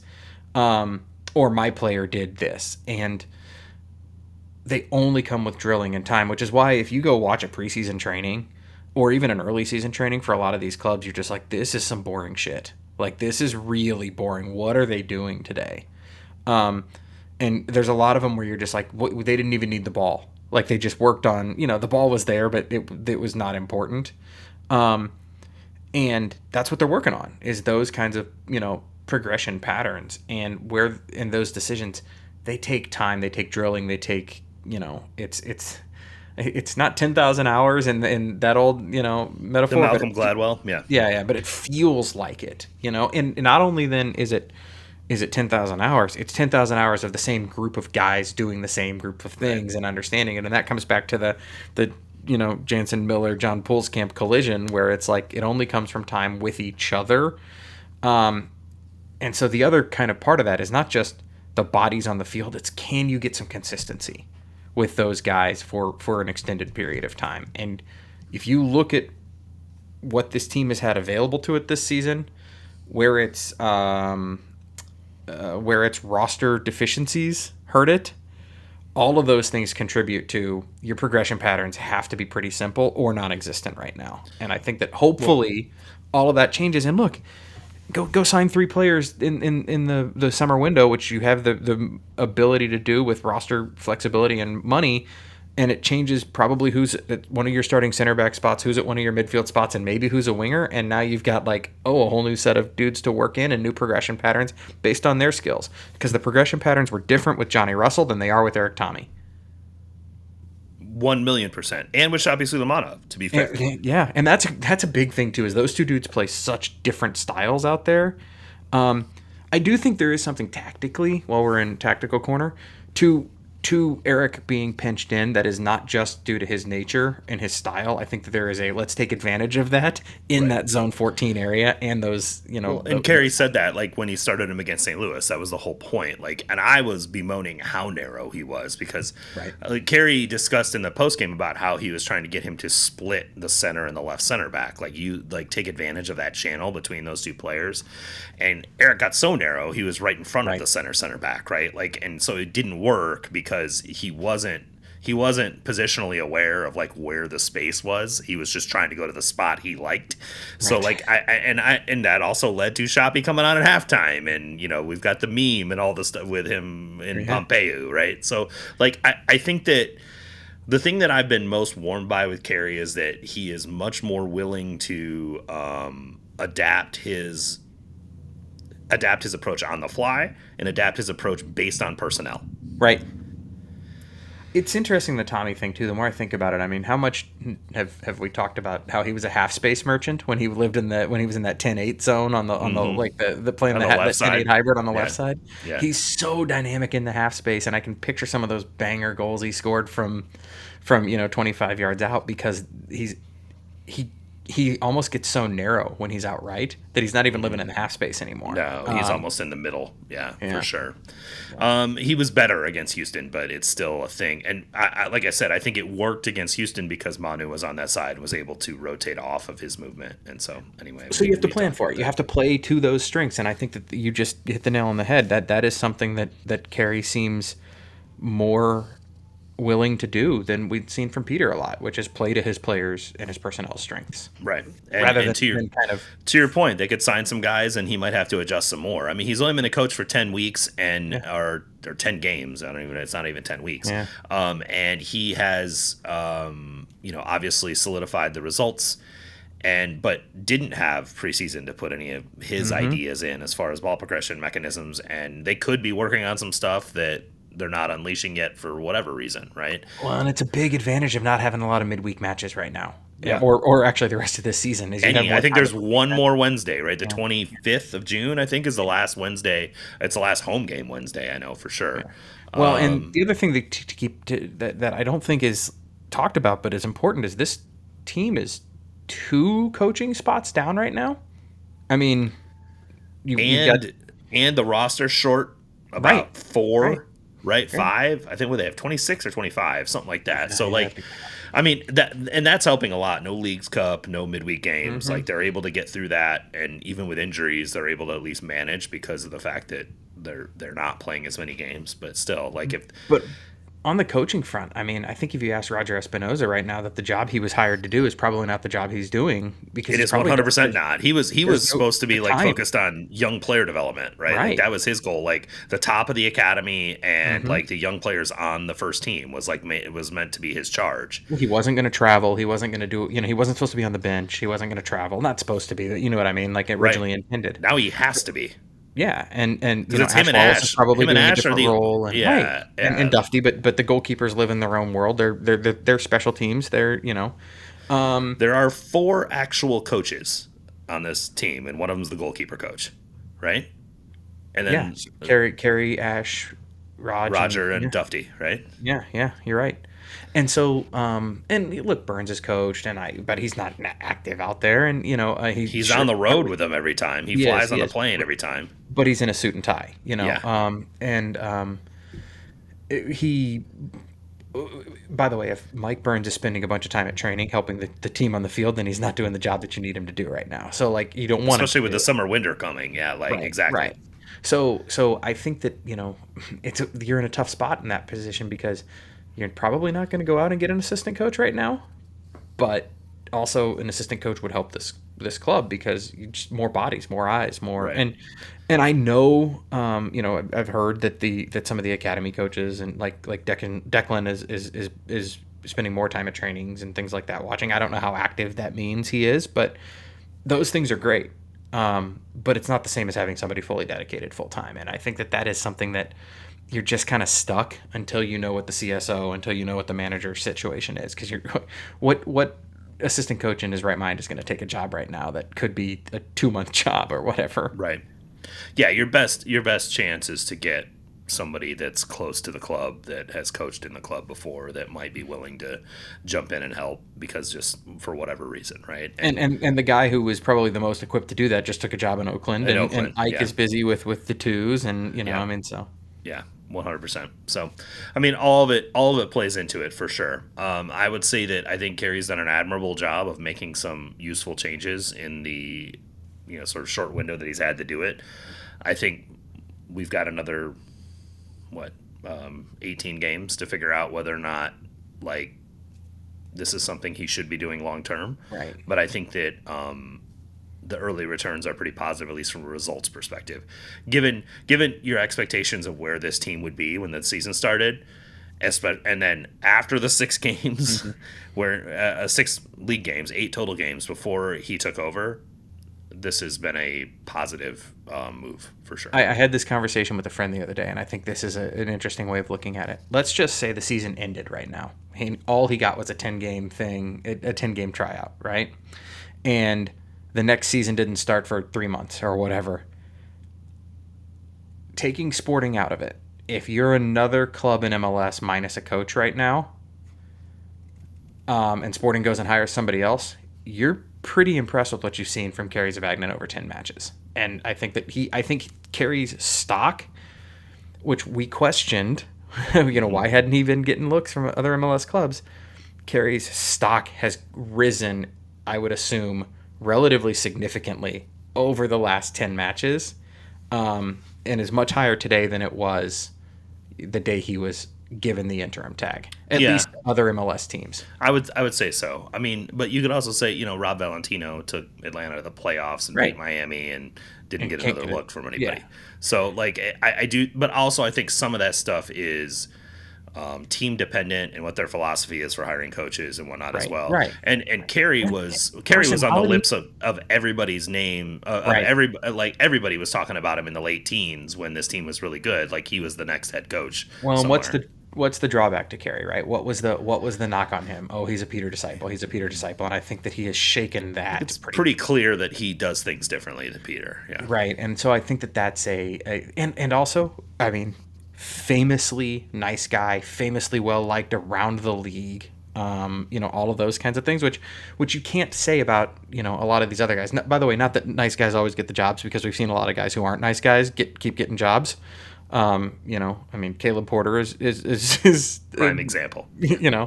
Coaching in this league still, and he has burned bridges everywhere. Bruce Arena has burned a lot of bridges and continues to coach. So, anyway, I think that his stock is much higher now than it was 10 matches ago.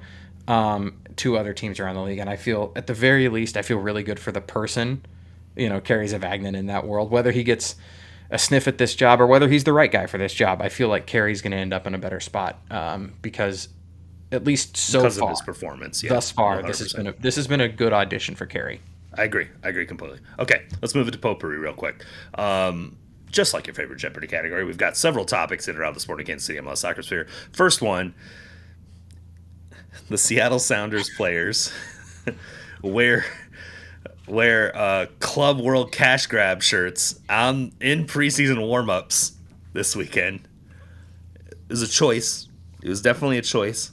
So to give everyone a little bit of background here, the Club World Cup teams get just for qualifying for the tournament, get $9.55 million. I think they get $10 million goal. Denny Bouanga called it. Yeah, the $10 million goal when he scored to get in the Club World Cup. So $9.55 million is just the entry bonus for the teams getting into the tournament, and then I think it's like $1 million for every draw and 2 point something for every win that you get. And then when you if you qualify for the knockouts, it's like another $11 million. And there's a lot of money involved here.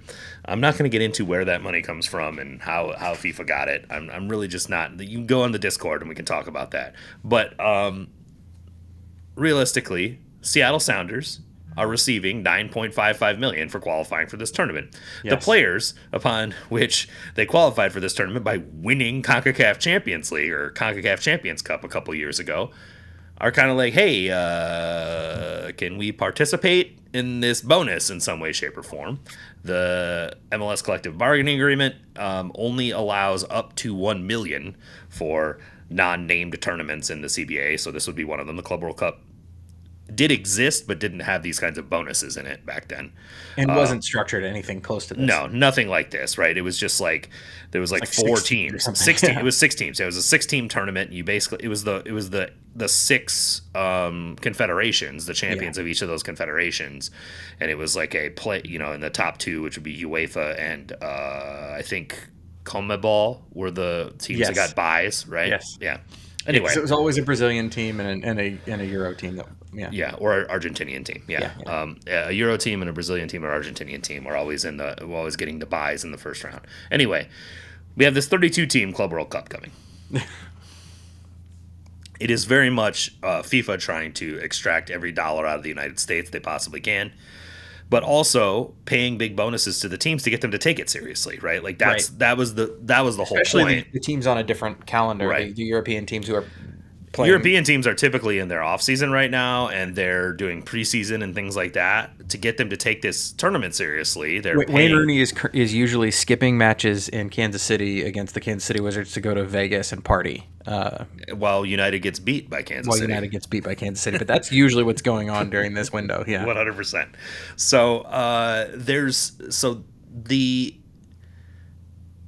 the ask of the players, the Seattle Sounders, who were the ones who were responsible for Seattle qualifying for this tournament, is like, hey, can we get a little bit? Because $1 million across 30 players on the roster, it's $33,333.33, right? It's 33 grand is what each one of them gets for making this tournament. Yeah, pre-tax in Washington. So that's I don't know, 18 grand maybe.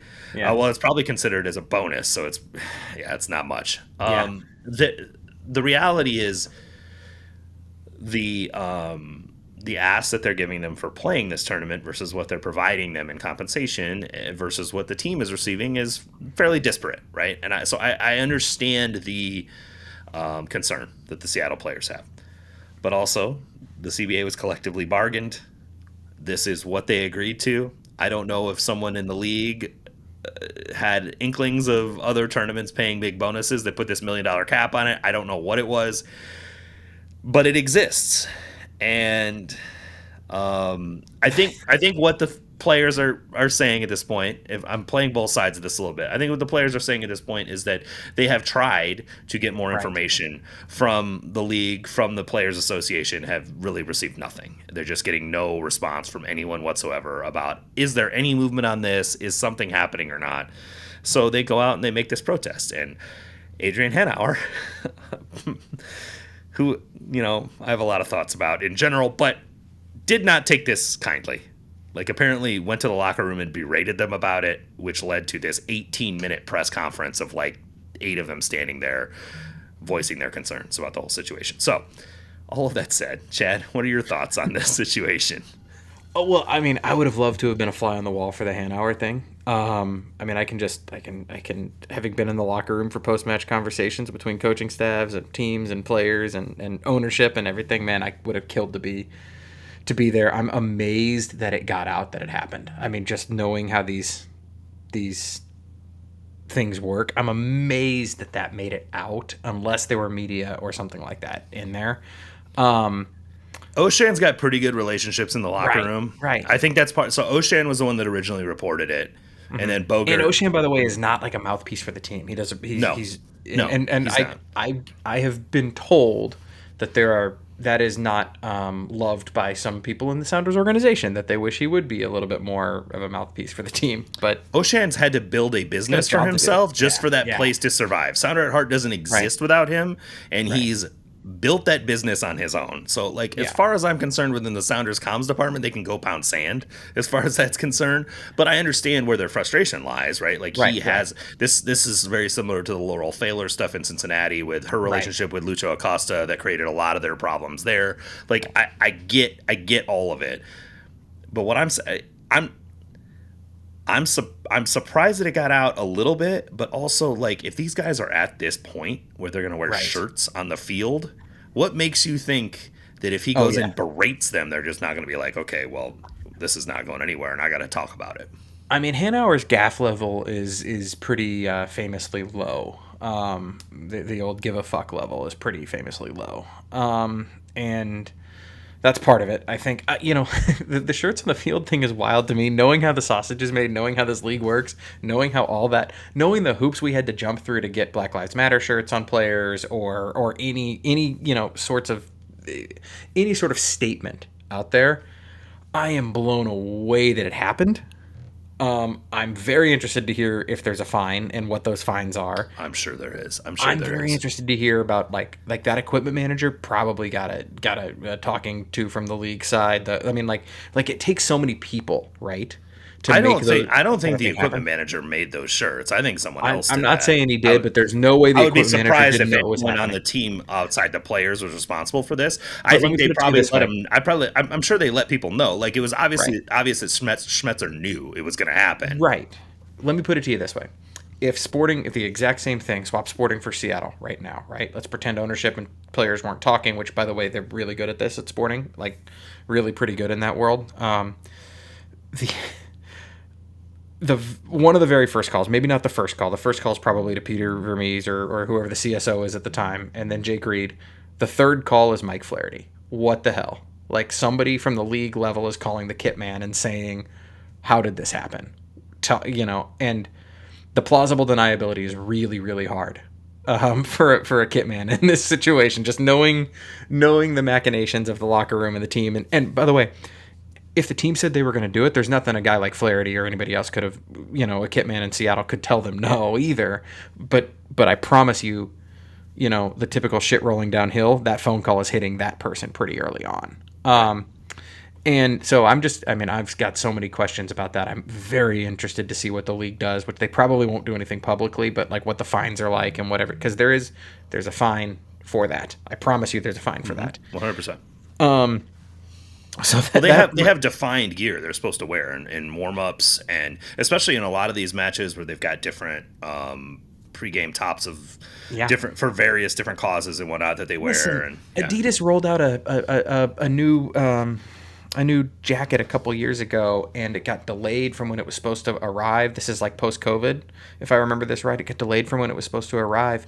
So the guys had to wear like a rain jacket type track jacket as the anthem jacket in like July or August in Kansas City. It was supposed to come out in March. It was intended for like spring gear, and it didn't breathe, and like, imagine trying to tell the captain of the club, Johnny Russell or whoever it was at the time, like, yeah, you guys got to wear this, on Saturday and it's 95 degrees and you're about to go play a game, but those are in the contracts, right? You got to do it. So it's so coordinated. Like, I can't tell you how coordinated these things are.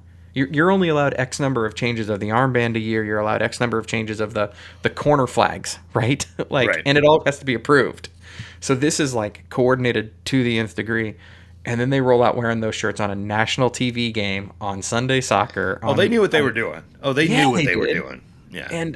And like, so I've got a million questions about all that. I wish I actually still had some connections at the Sounders to ask some questions. And the people I knew over there aren't there anymore. They probably don't want to talk about it right now. I mean, yeah, but behind the closed doors, you can always have fun conversations with the staffs. But it's that's a crazy one, and there's so many people involved. And then for Hanauer to go in and berate people, like, I want to know what was said. Like, I really want to know, because by the way, the players, it's a little disingenuous, this whole like, we're worried about this when we should be worrying about the games. Like, I don't buy that you're spending that much time and energy. I know you're taking Zoom calls and things like that, but I don't buy that that's actually that distracting from the soccer side.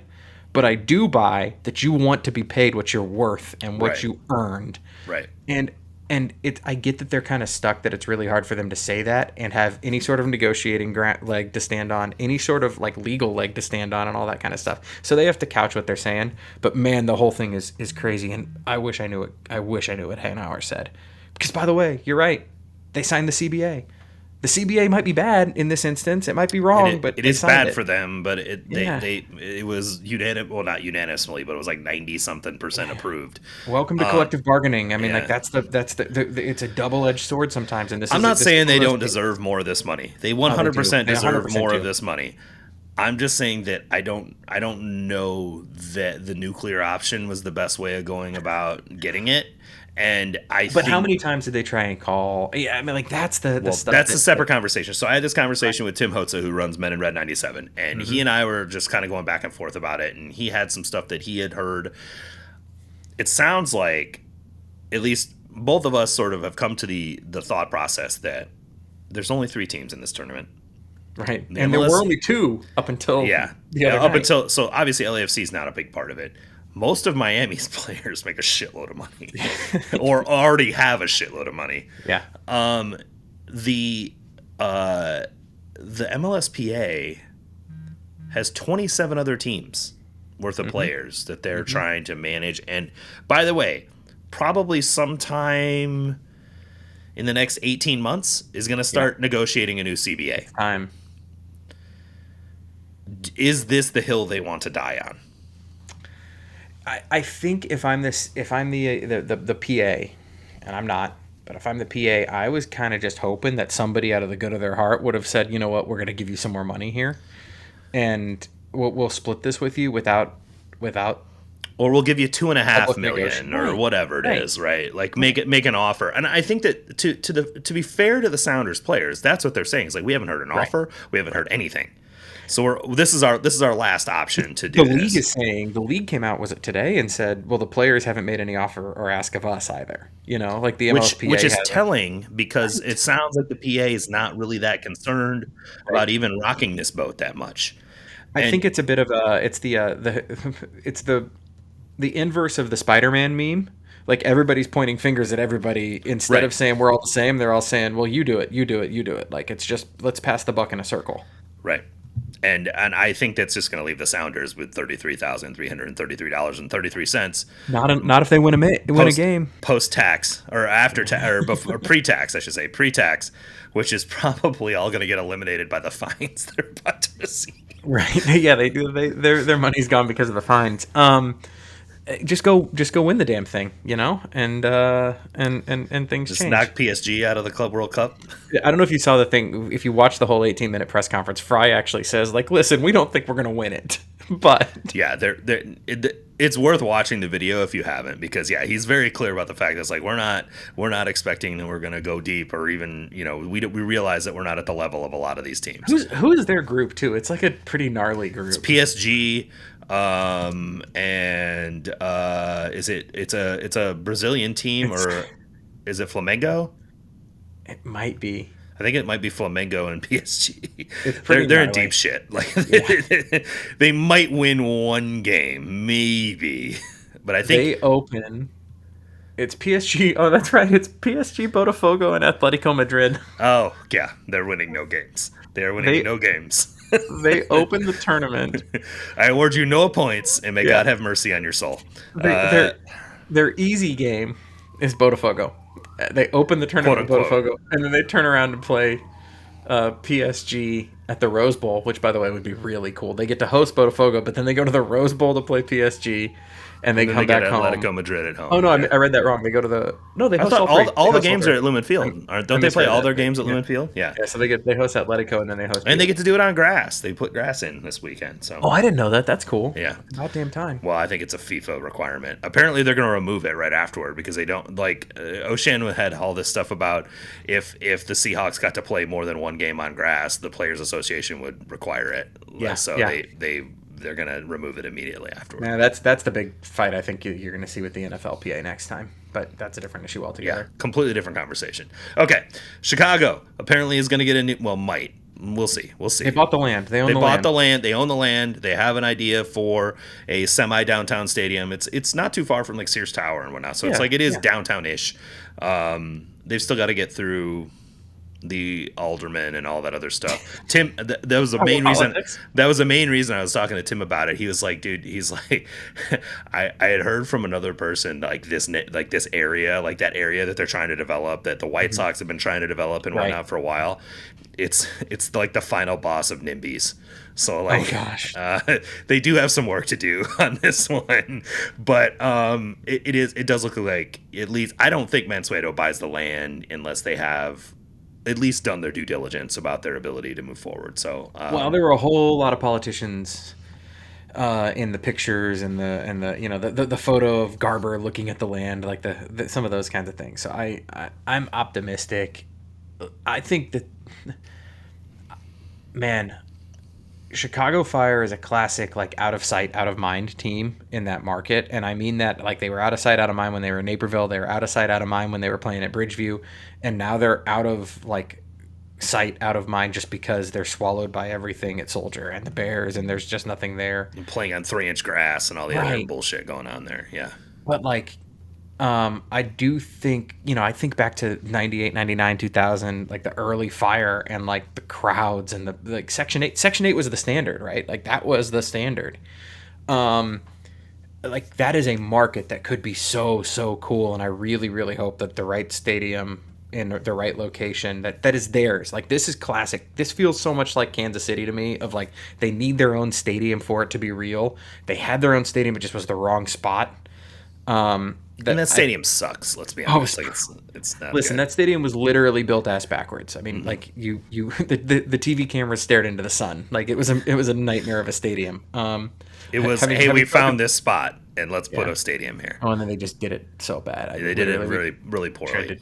Having directed TV broadcasts from that stadium, just like, oh my god, what the hell is this and why? And that was pretty much everything about that stadium. But I'm so optimistic and hopeful that this is the right move, because I do think that could be a tentpole organization in this league in the right setting. I just think it could be. It's Chicago sports. The last several decisions they've made, and Mansueto, bought the team, has a lot of money, obviously, is interested in investing and trying to make the team good, and does seem to take it as, as much as you can trust a multi-billionaire, does seem to take it as a civic project. So like he does seem to like look at it in that manner.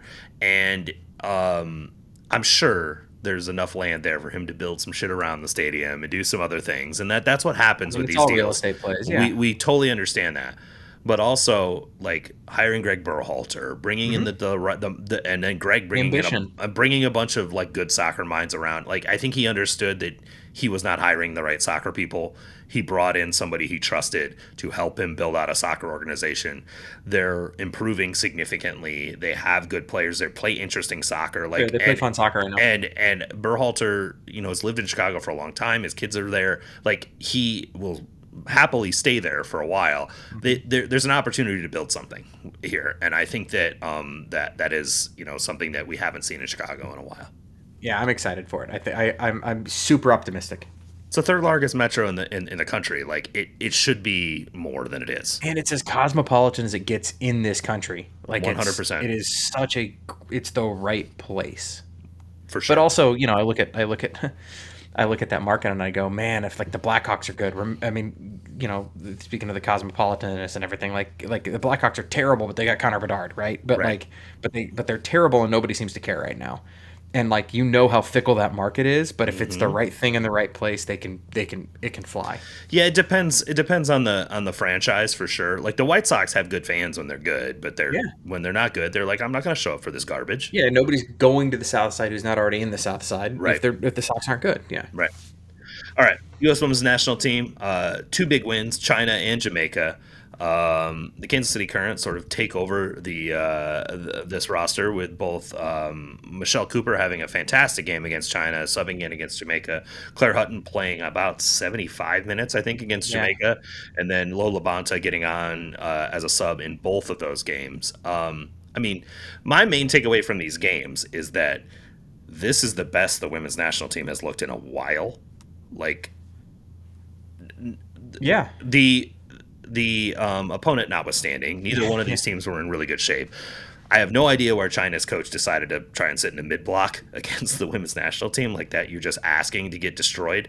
But they looked so much better than I can remember, and it was with a bunch of players that we wouldn't consider to be first choice, right? As I say, it was like a B plus squad. Yeah, I mean, none of Triple Espresso are available. 2 of them are pregnant, and Trinity Rodman's got her back issues. We've got so Alyssa Thompson and Michelle Cooper just ran rampant over China. It turns out Michelle Cooper's a good player. Also, Michelle Cooper's a nightmare matchup for China. For sure, but also Alyssa Thompson has been she was probably the most eye-opening to me. I knew she had been playing well for Angel City, but I didn't realize it was like this. Like she is she's a problem, and she goes 90, like just running like a banshee. So like that is what I remember Trinity Rodman being when she was 19, 20 years old, right? There's a level of like desire, want to Mm-hmm. from that team that you saw the other night. And I'll be honest, I didn't watch either of those matches in entirety. There was desire that was not there in many matches.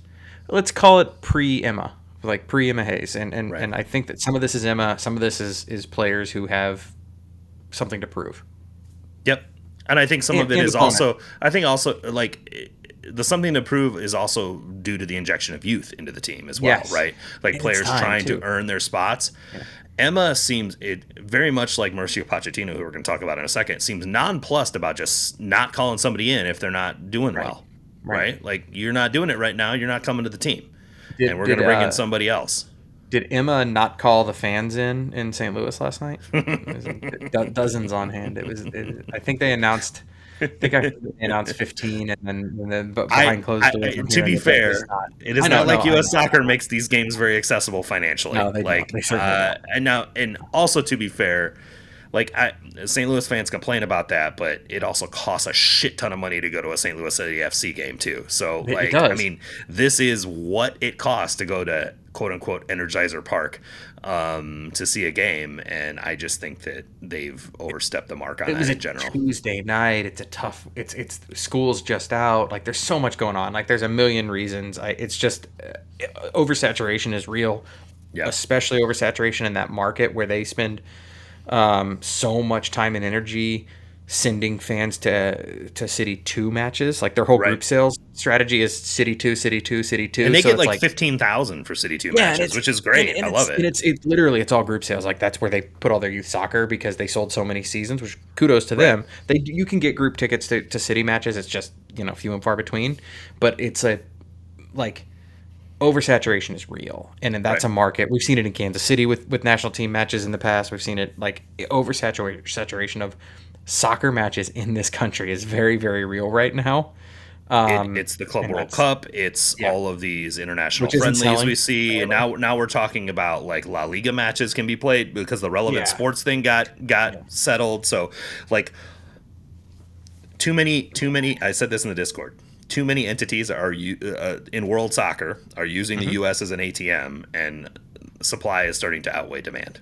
It's just the way that it is. That's what I said. There's only so much money. There's only so much water in that well, and that water in this case is sponsorship dollars, ticket dollars, energy, excitement, attention, and also a whole lot of people are talking about, ready for, waiting for World Cup next year. And yes, prices are what they are, and all these other things, but like people are still convinced they're going to find a way to go to a game. So why would I spend extra money on one? Yeah, that's especially a real if I know. thing. Especially if I know I'm gonna have to spend a ton of money next year to go to games. Right, and talking to people in World Cup in kind of involved in World Cup planning, both in Kansas City and in other markets, that's a real issue right now of people being like, I'm waiting to figure out what my opportunity is for next year, and I'm not going to spend now because.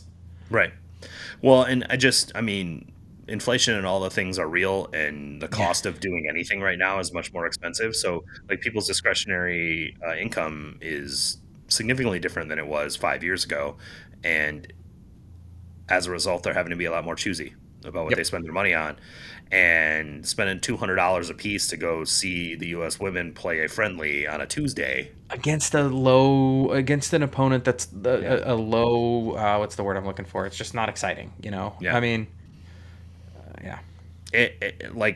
U.S. soccer is going to have to sort of look themselves in the eye about this as far as what the pricing model is that gets them the most amount of revenue, because I can't believe that selling the number of tickets they did at the higher value is better than selling out that stadium at a lower value. I'm sure there's a breakdown of that average ticket price and whatnot. There's a breakdown of that, and it's a much longer conversation. It's probably not even like the kind of thing that we could talk about educated enough on the pod, but it's there's you got to take into account sponsor obligations. There's so many things that go into that soup, but prices are tough. When you look at it as a consumer, prices are really tough for a U.S. soccer match right now. 100%, which leads us into the Gold Cup. Yeah. I I'm not sure I care how much I care about these matches. I will say this. I listened to Scuff this week. Greg Velasquez finally made an appearance and did at least provide me some level of interest. And I think his pitch was like, look, we've seen all these other players before. Now we have some new players that maybe we can get excited about. And the Gold Club group stage always offers us opportunities to see the U.S. kick the shit out of some teams. So like that part of it is always at play. And he actually brought up the 2021 Gold Cup, which was a B/C team that won that tournament. And it was, Gianluca Busio, like making Jassi Zardes look like a reliable, men's national team striker. So I think that, I did come around to his point of view a little bit. But yeah, I still am struggling a little bit with U.S. men's national team malaise, if I'm being honest. I mean, that tournament starts in 11 days, and I don't know who's on the roster. Part of that's because the roster has changed 4 times already. Right. Injuries and whatnot, yeah. But I'm with you. The malaise is real. Here's my problem with it, if I'm being really candid, and I am. This is one of the last opportunities for actual competitive matches going into the World Cup. Because you're not getting qualifiers. You're not getting, right? Like, you don't get, and say what you will about the tournament, and the it's stuck in here, and it feels like it's just stuck in here, right? Well, but the CONCACAF did this to themselves by creating Nations League. When they did Nations League, CONCACAF did this to themselves. But in fairness, has the Gold Cup ever been that big of a deal? I feel like there were times when it was, but when you didn't have Nations League and when it had stakes, right? Like it had stakes. In the off-cycle World Cup years is the only time I remember it sort of mattering. Exactly. Yeah. But here we are. I mean, the World Cup kicks off June 16, right? Next year, is that right? Something like that, mid-June for sure. Yeah. The U.S. kicks off June 15, 2025. So 366 days out. They're playing Trinidad, and the game matters, and nobody seems to care. And including, I would argue, some of the players, the big-name players. Like, I'm not saying, listen, I know Christian Pulisic played 48 matches or whatever. The dude hasn't had a summer off in like 3 years. Right. And there's a really good argument to be made that if he needs, take the summer off, you're going to be, it's the Travis Kelce, get ready for the playoffs, right? Be ready for next summer. I do not need to see Christian Pulisic play these games for me to know what I'm getting. And I totally agree. In 2026. What scares me, though, is Pochettino and trying to figure out what this team and that roster and squad look like with a limited number of opportunities to see competitive matches. So here's the thing that I'm going to say in rebuttal to this. Yeah. I understand where you're coming from, and I do think that there's a nature with the national team where you don't get many opportunities to get the whole team together for several weeks to be able to sort of install a tactical idea, build a culture, do all the things that are necessary.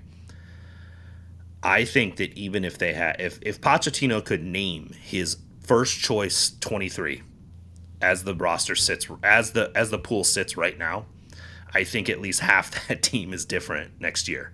And so it's like, you're right. I think we have seen teams evolve so much, even in the 2 months prior to a World Cup. You're so, especially with this team. And here's what I'll say about this: this team is not necessarily, it is not top heavy at all. Like, they don't have outside of Pulisic and maybe Dest and Robinson, I don't think any of the other guys at any of the other positions are players who could not be usurped by someone else on the roster. Okay. I think that none of them are. Tyler Adams. I'll add Tyler Adams to this one.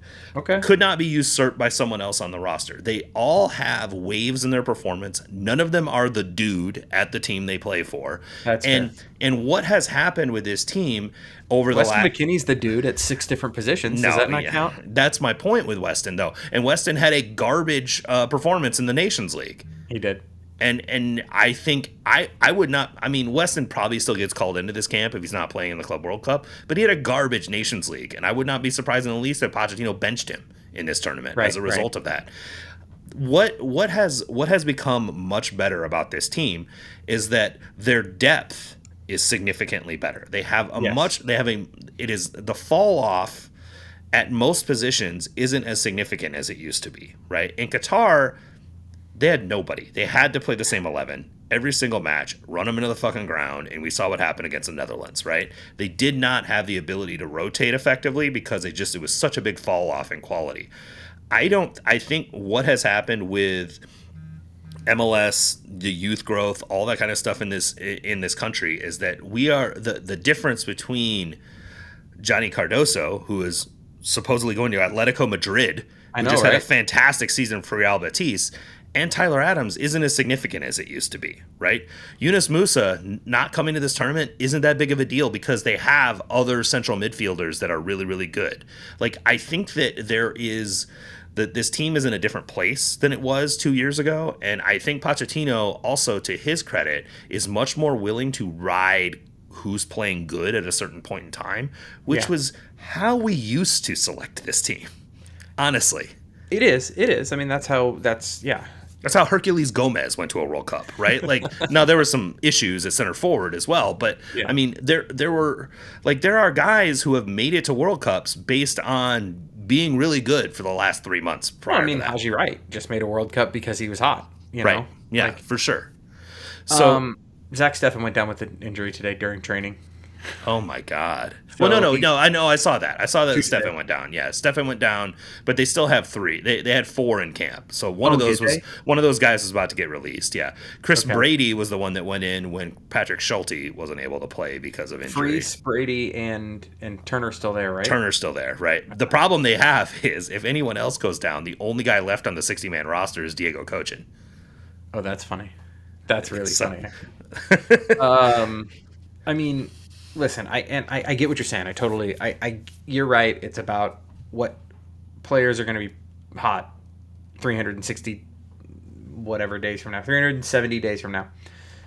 But Quinn Sullivan's not making this team, not making the World Cup roster. Like, Quinn Sullivan's a good player. Mm-hmm. He's not making the World Cup roster. He's riding really hot right now. He's one of those guys. He's in that 2021 Gold Cup. We also had Matthew Hoppe scoring several goals, right? You know who else? Nico Gioacchini scored goals in that tournament. Like, there were several guys who are never going to be a thing. That's okay. But like I get it. Sebastian Berhalter might have a chance at making the World Cup roster. You know, man, like, if you're saying Quinn Sullivan's not going to make it, then how are you saying Sebastian Berhalter is? I just think Seb's a better player than Quinn Sullivan. Like, but they're both. But neither of them is making the squad, right? Right. And I think Malik Tillman does have a chance. Diego Luna, by the way, freaking Diego Luna, put all of the minutes on Diego Luna, and let's find out what the hell he has at this level, because I want to see him and Malik Tillman a lot for sure. Like, Tillman has played great for PSV this year, and he is probably the most entertaining player this team has, and outside of Diego Luna. Right, and so like I look at this roster and I'm like, I don't know. I do want to see what Damian Downs has. I do want to see what Brian White can do. I do, but like, I don't know, man. I'm like, we're talking about a lot of players who aren't. You never know which guy you're going to need to tap in May of next year. Because Herc made a World Cup, and a year before that he was, drinking beer with us on Tuesday nights at Kelly's. 100%. Tuesday nights we're always at Harpo's because quarter draw. But exactly. But I know, man. It's just like, you have so few opportunities, and that's what I keep coming back to. But you're stuck. You don't have a choice either. Like, what else do you do? National team is what it is, man. I don't think, like, you're always gonna have injuries. You're always gonna have people in and out of quality performances. Josh Sargent didn't even get called into this. Like, even when Balogun went down with an injury, no Sargent. So, like, it'll be interesting to see how many guys on this roster make the 23 in a year. Like, I think Scuff talked about that, like how many of these would actually make it. I think they had the over-under at like 5. 5.5, I think, was the over-under. And like, that might be if you think that like Tim Ream or Walker Zimmerman gets on, or like, Yeah.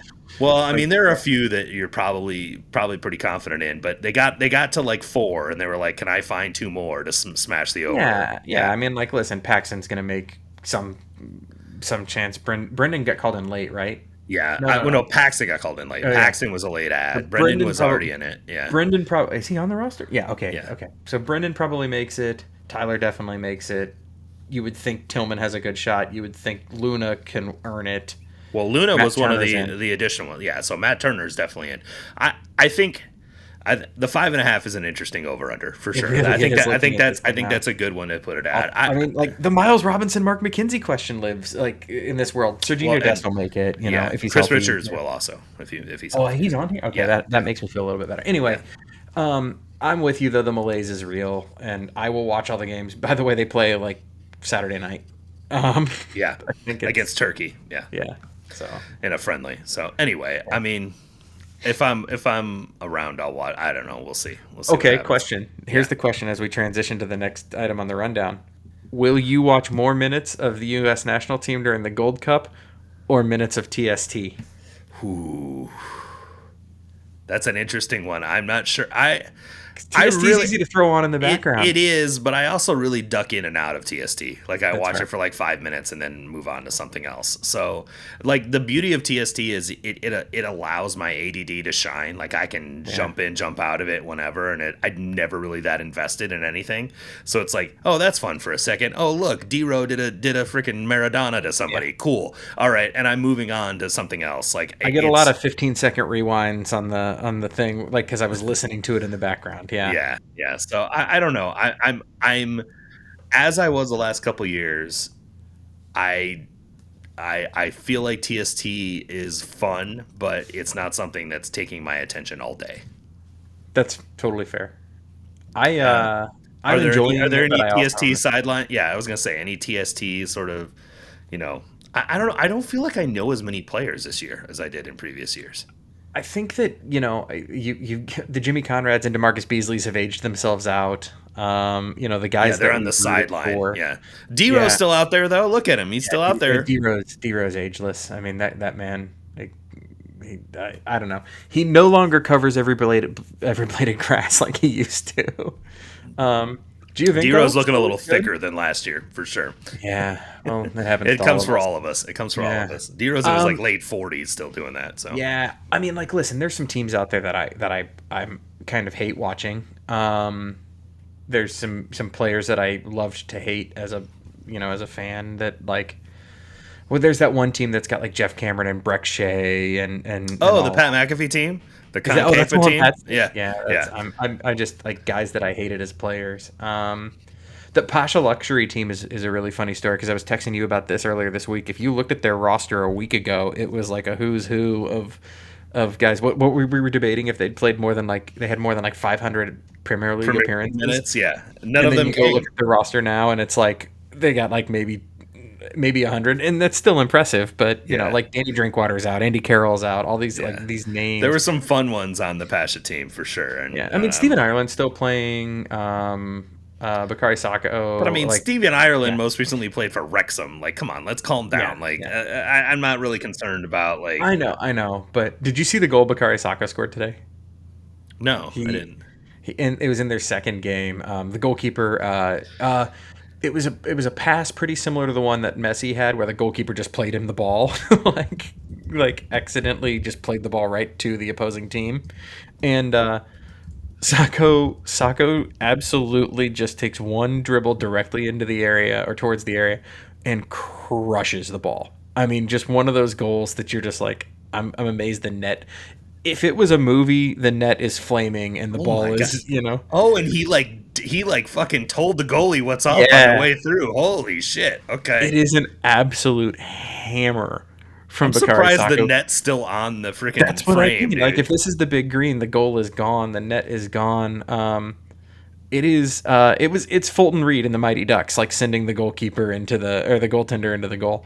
He is also a mountain of a man, and so like that ball from that guy is such a funny thing. But like Anthony Knockaert, scored the winner for them today and like that dude had a decent career. Yeah. So it's funny that you're getting. That's the thing to me that's interesting is it's no longer the group of guys like Jimmy, like DeMarcus, like let's get our friends together and like put a team in. No, You these got are guys trying to serious win this thing soccer for the players. money now, Yeah, and it's a lot of guys who are out of their career. They're on the denouement of their career, but like this is like they're taking this serious, so they want to win the damn thing. The pace of play is significantly higher this year. That's what I've yeah. noticed, for sure. So it's definitely entertaining and it's worth watching. Will I watch more of it than the U.S. men's national team this weekend? I'll check in and out. I will definitely check in and out depending on like whether or not I've got some brain time.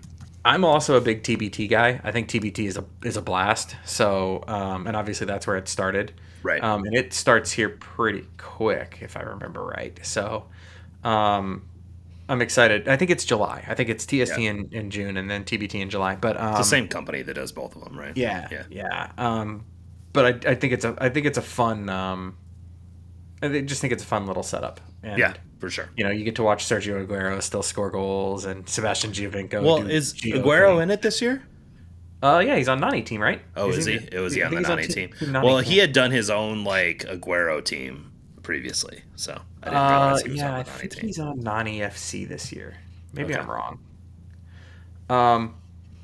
I mean, Nani's got some guys who can play, and a lot of them are the indoor guys or futsal guys, and there's a bunch of Kansas City comments. Well, that's the same thing with the Pat McAfee team. Yeah, Concafa, I don't know what he calls it, but yeah, it's got Breck Shea and it's got Jeff Cameron, but it's also got Zach Reget.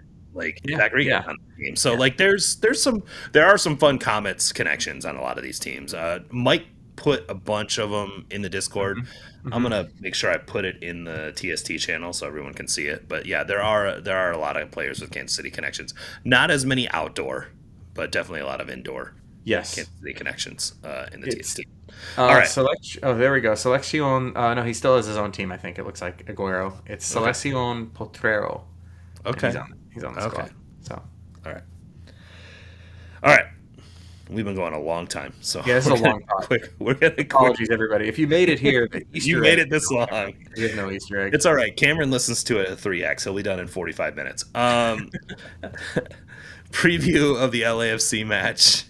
We're going to LA. So this game was supposed to be played in the midweek last week, but it was postponed because of the Club World Cup play-in game that they were having with Club America. So actually good for Sporting. They didn't have to play a midweek away game prior to another midweek away game or another end of week away game.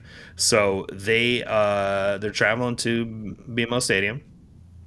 The thing that I sort of think about with LAFC, obviously they don't care about possessing the ball that much, but also they're really, really good at playing through the center of the field.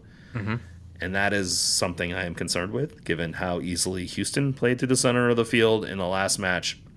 They're going to, so that part of the reason I highlighted Joveljic's cover shadow pressing and things of that nature, and Manu, sort of shifting to the right player to press, to back press as the entry ball goes in. It's going to be really important against LA that they are very, very diligent, one, about their pressing and their cover shadow use, as well as their rest defensive posture. Yeah. It's extremely important against LA that your rest defensive posture is good. I think Kerry noted this at the end of in the post-game presser for the game, is their line, their back line and their midfield line got split too much. It was a little bit too open. They're really going to have to keep their line discipline in play, especially given how easily LA can sort of play inside and then immediately spray outside to really fast wingers. So David Martinez, Chendiz Under, Denis Bouanga, they have some very, very potent attacking wingers that love to play in space, and it's gonna be a tough team. It's gonna be a tough test, man. I don't have a whole lot of high expectations for this one. I'm gonna be completely honest. I think there's gonna be a key question about. I think you alluded to this earlier. How long can Shelton go in this game? Yeah, because he's really important to bottling up Bouanga. I do not expect Andrew Brody to be able to successfully do that. I think also a key thing is going to be how many minutes can Jake Davis or Nemanja Radia play. Right. Both of those are going to have huge impacts as to, in my opinion, how this game goes for Sporting. My big question, and it's so tough to guess, right? My big question is, what does LAFC do in preparation for Club World Cup? They don't play until the 16th. right? They don't play the Club World Cup to the 16th. They do have a game on Friday against Toronto. Right. So they've got this really weird Sunday, Friday, Monday turn. So this is the first of three games in 8 days. But if you look at like Club World Cup, right, to get to the end of the group stage, they will have played 1, 2, 3, 4, 5 games in 16 days by the end of the group stage of the Club World Cup. Yeah. And if they win, if they advance, they're playing they're as playing early against, as the 28th. They open against Chelsea, right? Yeah, but their group. This is where I was going with this. That's a great point. I actually think they're one of the three. You get the three MLS teams, right? This group. When somebody put this up, or they put this up on the broadcast the other night, it's Flamengo, Esperance de Tunis out of Turkey, and Chelsea. I think they can get out of this group. Like you'd like to think it's between them and Flamengo for the second You would spot. expect. It's also a tournament, so Chelsea could potentially shit the bed. It's what they do. So I guess they just want to. I mean, they're just flying high off that conference league win. I feel. Come on, man! They won the Europa Conference League. They did win conference. Put some respect on Chelsea's name. That Conference League title. You're right. Second best team in London. What's up? All the unexpected trophies in London this year. All the shooks are like yelling at me right now if they're listening to this. But anyway, go ahead. Well, listen, you've got all the Arsenal fans who are saying they were the best team in the Champions League this year. So, even though they didn't lift a trophy. Anyway, congratulations for all of your 0 trophies for the last 4 years. Congratulations. You also got beat by PSG. Yeah. But I look at that group and I say I actually think they can get out. And if you are LAFC, the club, for my money, there's not a more ambitious club in Major League Soccer than LAFC. In terms of like global ambition, right? I know what Inter Miami's doing. It's a different thing. And LAFC wants to be a club that earned it on a different type of merit than buying Messi and Busquets and all Miami wants to be a global brand in soccer. Yes. LAFC wants to be a globally competitive soccer team. Right. They want to get out of that group. They want to turn around and play.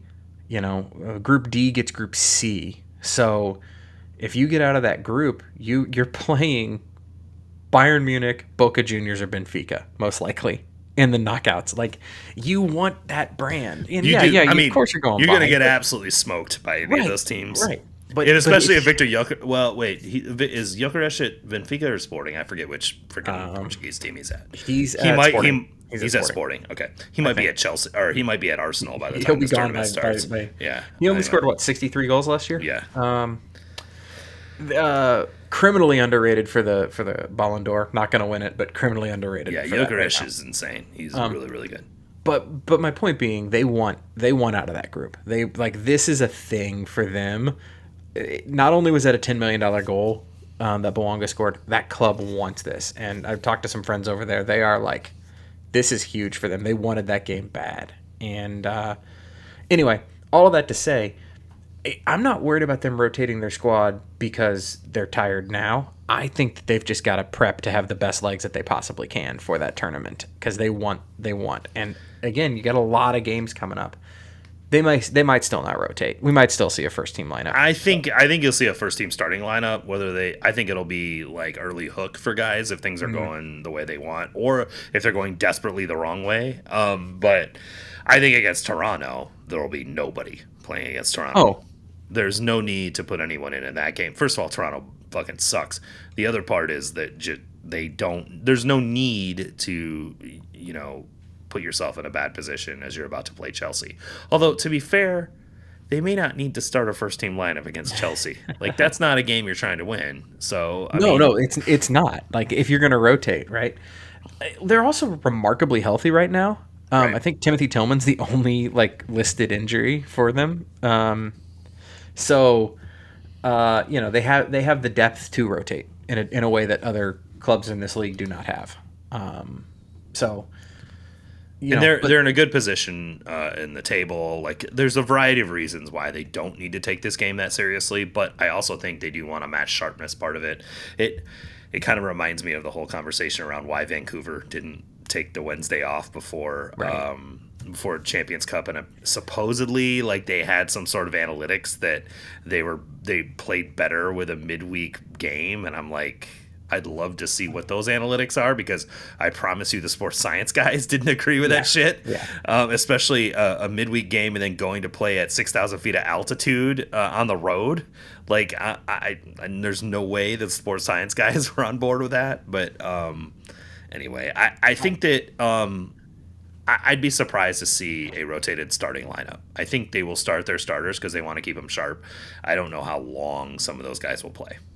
It'll be interesting to see because, I mean, obviously Bouanga on the left, Martinez on the right. I mean, Abobasi you probably play. I don't know. I mean, I look at it and Giroud's been playing a lot more recently. Yeah. Well, I mean, yeah. I mean, you could go with Giroud here, knowing that. I don't know. It's just. I think you probably want Giroud healthy for the Club World Cup, to be completely honest, because that's a guy who Giroud against Chelsea would be really funny. It would be super funny, and he understands how to battle center backs in a tournament like that, right? Like I think that there's going to be an experience part of this that comes into play as far as how they choose players for this. Giroud's going to go win the Golden Boot in the Club World Cup because he's going to score a bunch of groups, and it's going to be hilarious because he can't score in MLS. But it's going to be great because all LAFC can do against those teams is cross it to Giroud, right? Like they're not going to be breaking down Chelsea or Abobasi's not the right guy for that. No, he is not. Bouanga might be the best athlete in the tournament, though. No, he's not because PSG's in it. No. Do you know? I was looking this up in prep today. Do you know who has the second highest XG on LAFC? Second highest XG on the season, behind Bouanga. I'm looking at it right now, so I'm cheating. But is it Ordaz? It's Ordaz. Yeah. What a player! I mean, he's 1 years old, and he's not even a full-time. Let's be really clear. Nathan Ordaz has 2.5 xG on the season, so this that's what I mean. This is a weird team. It's a weird team. Yeah. He's only played 700 minutes too. They have an aggregate of 24 plus xG, but they don't have any single guy like that high up there. I mean, Ryan Hollingshead is 4th in their xG list. That's funny. So that I mean, yeah. So who knows? Even if they're resting one of Martinez or Bouanga, I mean, it's Ordaz I don't think they need to worry about resting Martinez. Yeah. He's like 19. Like that is less of a concern. Bouanga, he was pissed the other night. Bouanga's damn near 31. So like I think that maybe Bouanga might be on a minutes restriction of some kind. The standing front flips, he's fine.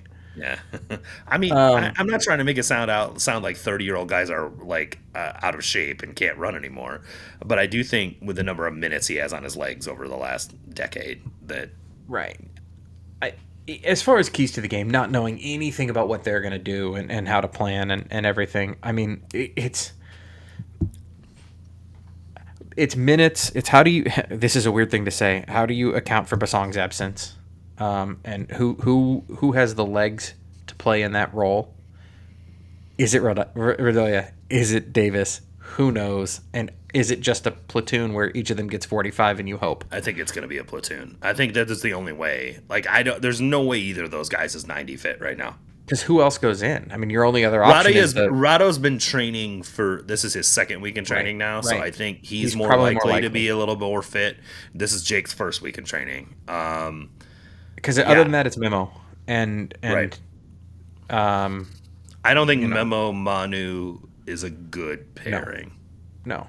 I mean, because then your other option is Eric Tommy Manu with like a Shoppy out wide, and you're not getting anything defensively from two of your spots. So sometimes YOLO, man. Like I know. I mean, listen. I've kind of been asking for that at times, but also so is Austin Gordon. He's been asking for it for a while, so maybe he'll get to see it. We will have to see how this game goes. It's definitely going to be an interesting one, and we'll be, as I said, we'll be live in the Discord chatting about it. Sunday, right? It's Saturday. Oh, it's Saturday. Okay. It's just late because it's in LA. It feels like Sunday. Yeah. Oh no, you're right. It is Sunday. Holy shit. Okay. It is 6 p.m. Sunday. How did I miss that? Wow. Are we're the big game this week? We got Andrew Wiebe on the sideline. No. Oh well. Are we the big game, or is it just the rescheduled one? I feel like there might be. It can't be. It can't be It the has big to be game. just They because of the rescheduled it for. They for probably that. had monster trucks at BMO on Saturday night or something like that. They gotta. That only happens to the Sounders, man. All right. Um, yeah, I don't know who's. I don't know who the Sunday night big game is. Anyway, we will see how the team does. 8 p.m. local on Sunday night. The Sunday night big game damn well better be Vancouver Seattle. I would assume so, but that they just played the. I don't know. You're in asking Vancouver. questions I don't know how to answer, and we're like 2.5 hours into the podcast. Okay, we're done. So, on that note, I'm Drew. He's Chad this time, and we will talk to y'all next week.